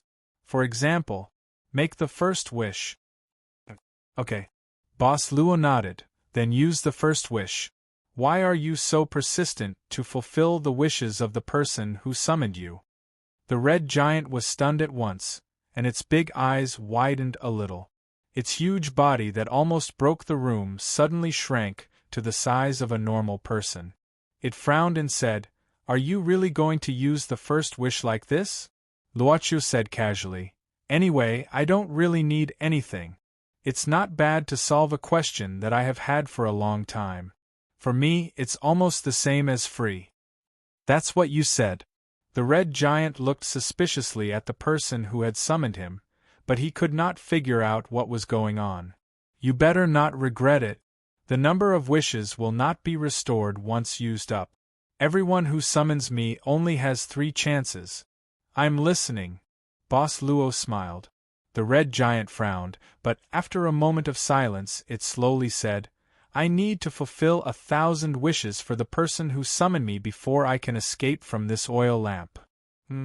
Boss Luo opened his mouth in surprise. This seemed to be a little different from the story he knew. He couldn't help but ask curiously, "You have to complete 1,000 wishes?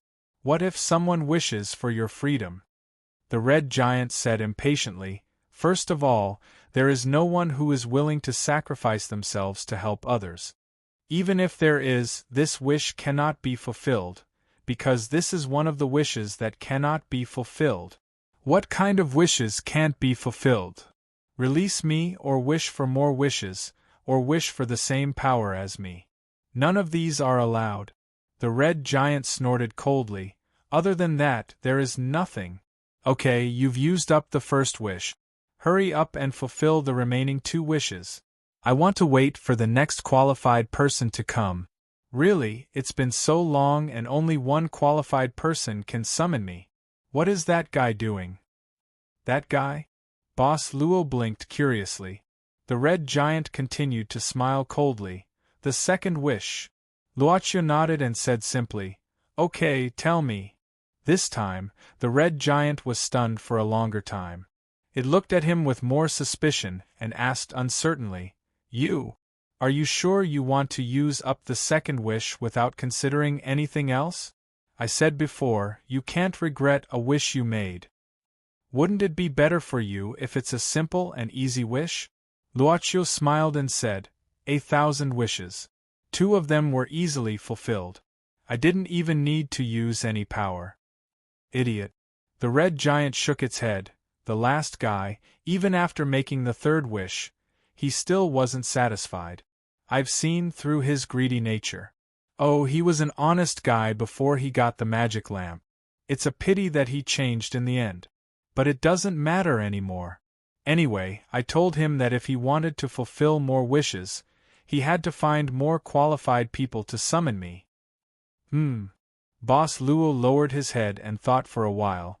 If that's the case, the so-called sacrifice described on the mural of the pyramid. Can we assume that the king sent people here to find qualified people? Unfortunately, no suitable person was found. If that's the case, was the king of the 7th dynasty the last person you served? Do you need a 3rd wish to answer this question? If so, use it. The red giant was completely stunned. It looked at the summoner in front of it in disbelief. It even wanted to touch the summoner's head to see if he was really an idiot. If he wasn't an idiot, why would he want to use up 3 wishes just to know such trivial things? Paw! The red giant suddenly patted its head and its face was full of excitement. I didn't think of that. Why didn't I think of that? How can there be so many pure and innocent guys in the world? The answer is idiots. Even if not all of them are idiots, the success rate of idiots is definitely much higher than normal people. Oh my God! Why didn't I think of that before? Maybe the red giant, Lamp God, misunderstood something. Boss Luo reminded it. Mr. Lamp God, you haven't answered my question. Oh, sorry. Since you're so straightforward, I'll tell you about the last guy for free. You don't have to thank me.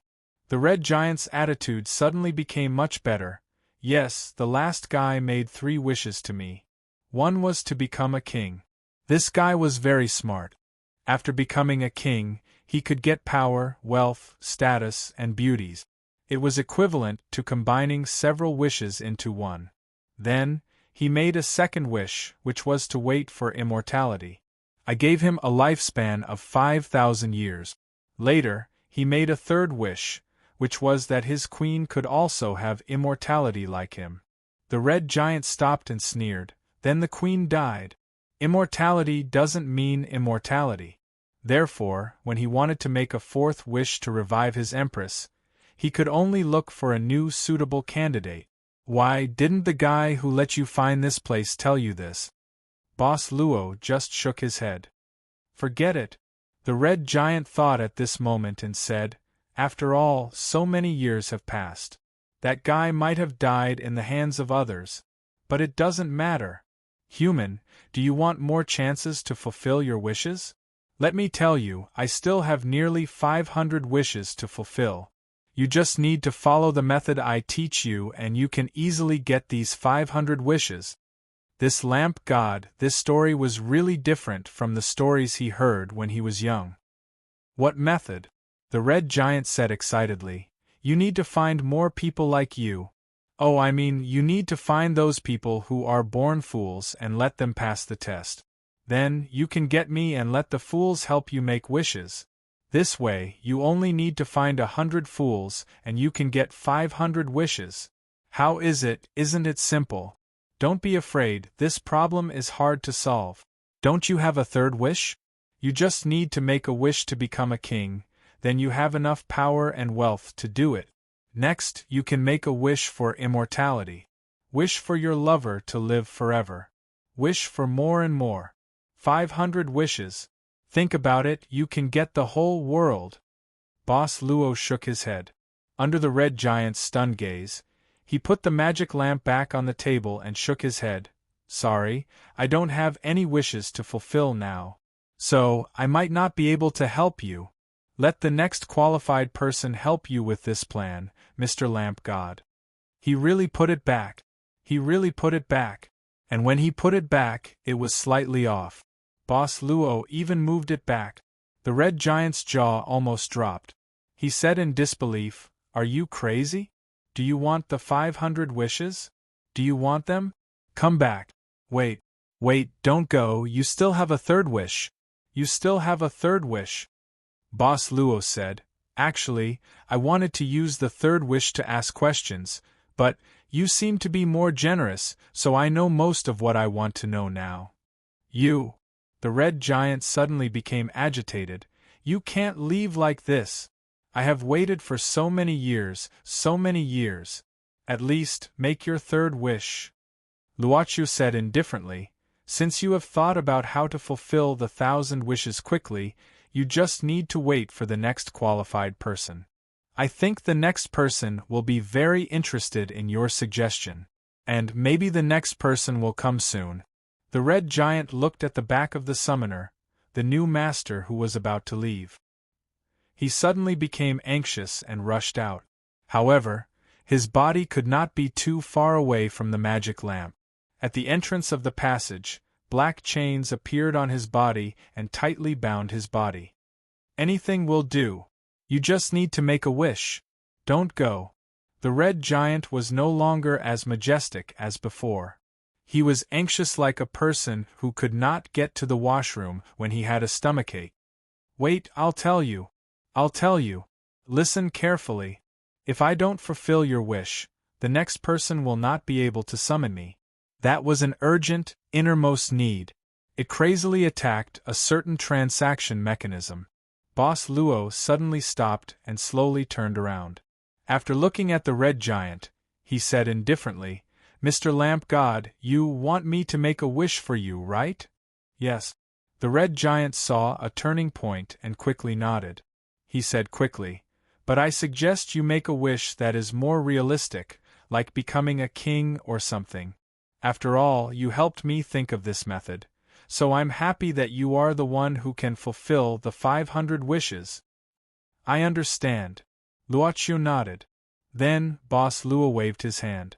Around the red giant, there were some cards with a shimmering background floating. These cards with patterns slowly rotated around the red giant. The red giant looked at these cards in confusion. Luocio said softly, then, Mr. Lamp God, please choose one from these cards as a reward for my wish. The red giant looked at Boss Luo blankly. Boss Luo said respectfully, This shop is at your service, dear Mr. Lamp God. What's going on?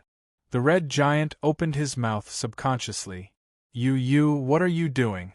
My place of work, probably. Boss Luo said with a smile, like Mr. Lamp God, it exists to help other people fulfill their wishes. But it's paid. The red lamp god patted his cheek subconsciously, making a crisp sound. Pa dash. That's too much. That's too much. He roared crazily, How dare you? How dare you? There's no such thing in this world. I'm fulfilling your wish. Why do I have to pay the price to fulfill your wish? It's me. It's me. It's me. Its body suddenly swelled up, as if it wanted to push open the entire room. Its angry voice echoed in the room, and the air waves brought by its roar were like a strong wind. It even shook the entire huge pyramid that was buried underground.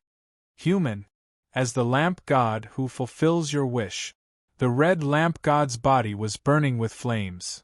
I have dignity.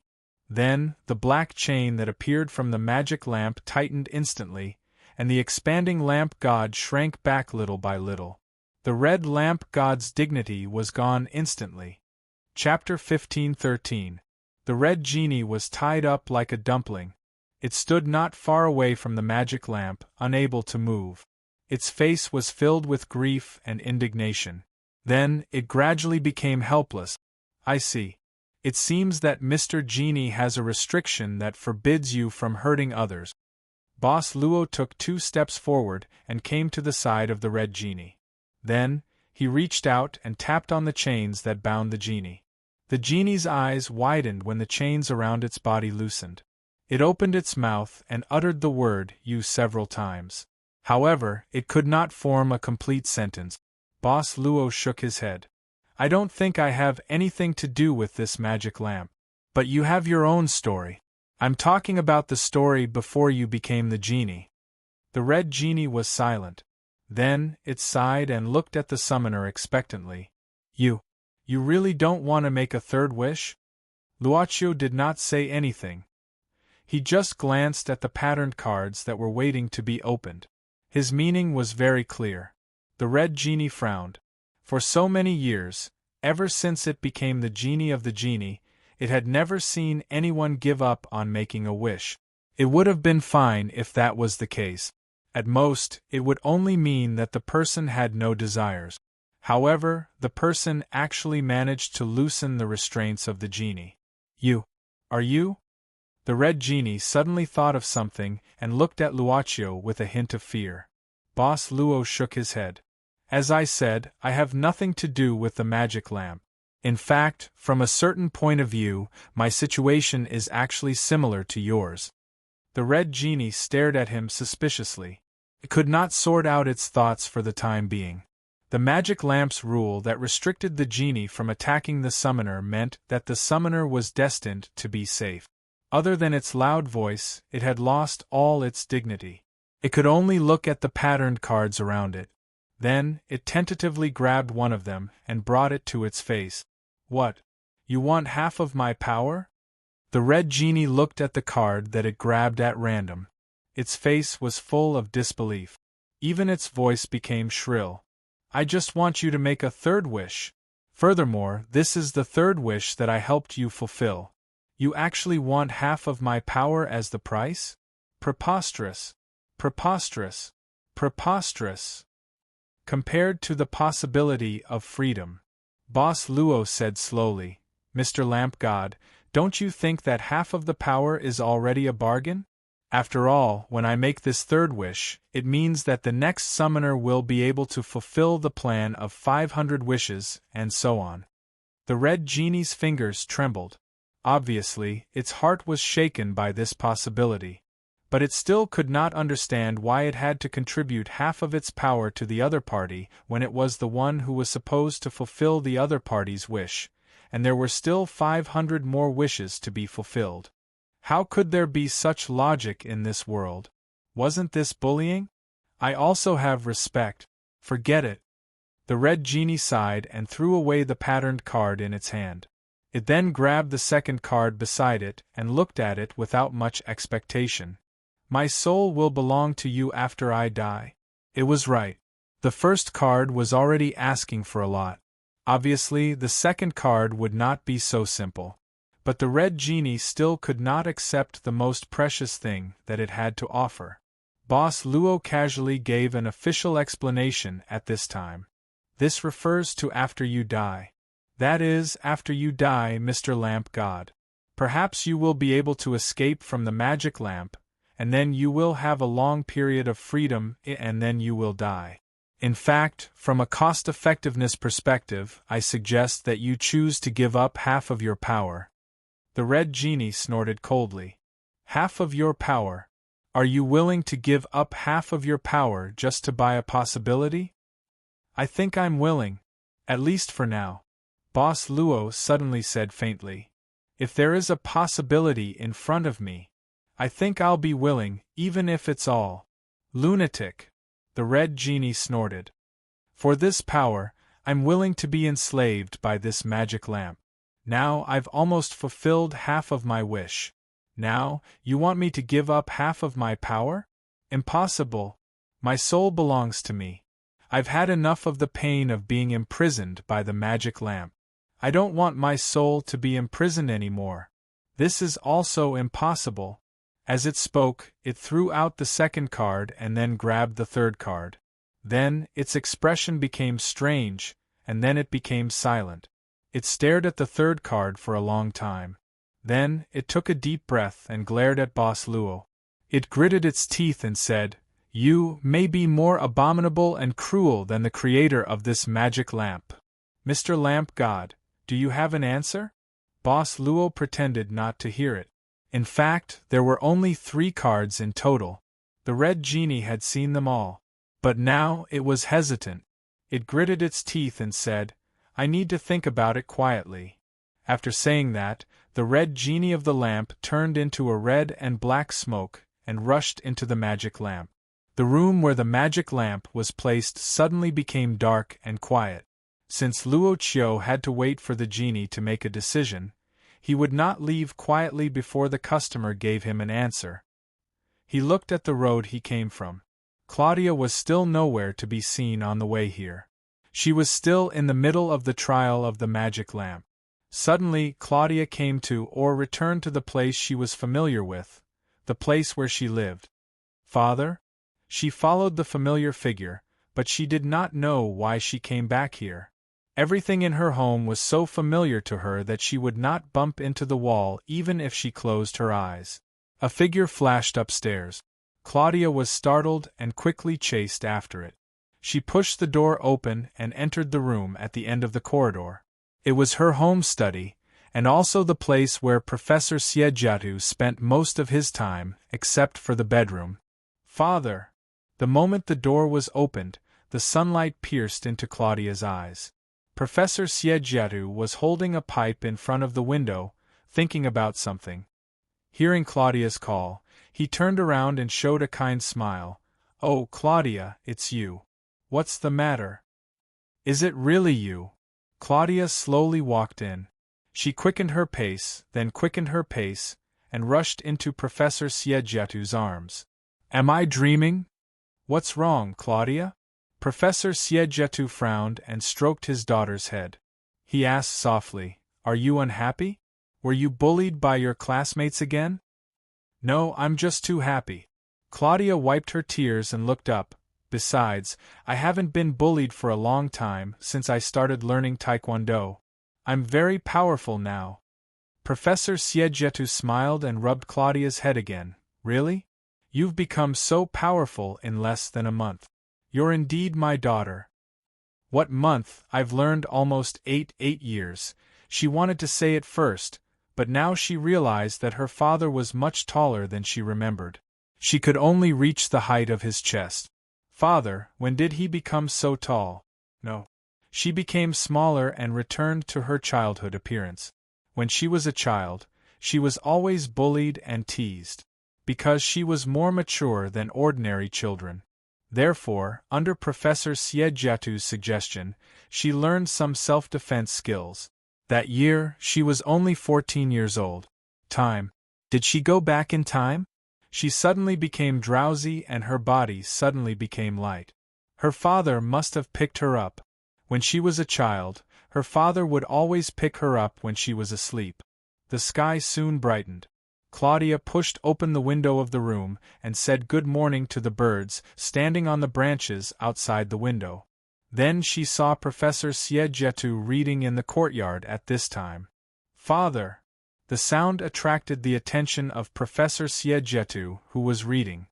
He looked up and saw Claudia jump out of the window and then climb down along the pipe outside the room. My little princess, you were very likely a little monkey in your previous life. Professor Siedjatu smiled bitterly and quickly walked over. He was afraid that she would suddenly fall down. His face was full of nervousness. Father! Claudia was playful. When she climbed halfway, she directly jumped out and jumped toward Professor Siedjatu. Although the professor caught her, he fell to the ground because of the impact. Claudia sat on Professor Siedjatu's chest and let out a chuckle. At this time, the professor closed his eyes and looked motionless. Claudia seemed to have found something wrong. She quickly shook Professor Siedjatu, but he still did not have any reaction. She suddenly became anxious. She was so anxious that her nose turned sour and tears fell down. It was not until Professor Siedjatu suddenly opened his eyes and picked her up. After a few rounds, she stopped crying and smiled. Father, you've become taller again? Claudia hugged her father's waist and found that it seemed that she could only reach her father's waist. Professor Siedjatu could not help but laugh. My little princess, you're only 11 years old. Do you want to be taller than me? I'm only 11 years old? Claudia looked up in confusion and saw the Christmas tree in front of the house. She remembered this Christmas tree because this was the Christmas tree that her father specially brought back and planted in the courtyard when she was 11 years old. This year, she was indeed 11 years old. Father, I had a dream yesterday. Claudia tilted her little head and looked very cute. I dreamed that I grew up and became 14 years old. Professor Siedjatu seemed to be interested. He squatted down and gently patted the grass on Claudia's body from her arms to her legs. He carefully tidied her up. A 14-year-old Claudia? What were you doing when you were 14 years old? I learned Taekwondo a long time ago. Claudia giggled. I was amazing. I could protect myself and not be bullied. Professor Siedjatu held her hands and kissed her. Little princess, no one will bully you now because I will protect you. She listened happily and then lowered her head and kissed the professor's forehead, as if she was really a princess and her father was a knight. I want to be with my father forever. That year, she was younger and liked to lie beside her father and listen to stories. Claudia lay on the soft carpet. Not far from her was the stove that emitted light and heat. Professor Siedjatu's magnetic voice slowly sounded. He was telling his daughter about the stories passed down from the Greek god. He had already told her several stories that night, but she seemed to have not heard enough. Even when it was time to sleep, she was still very tenaciously resisting the demon of sleep. Later, after Oedipus killed the king's position was temporarily taken over by the king's younger brother. Not long after, a monster appeared in the kingdom and no one could solve it. Oedipus saw the notice and came forward to solve the problem of the monster. According to the notice, Oedipus became the new king and married the former king's queen as his wife. The story seemed to be about to end here.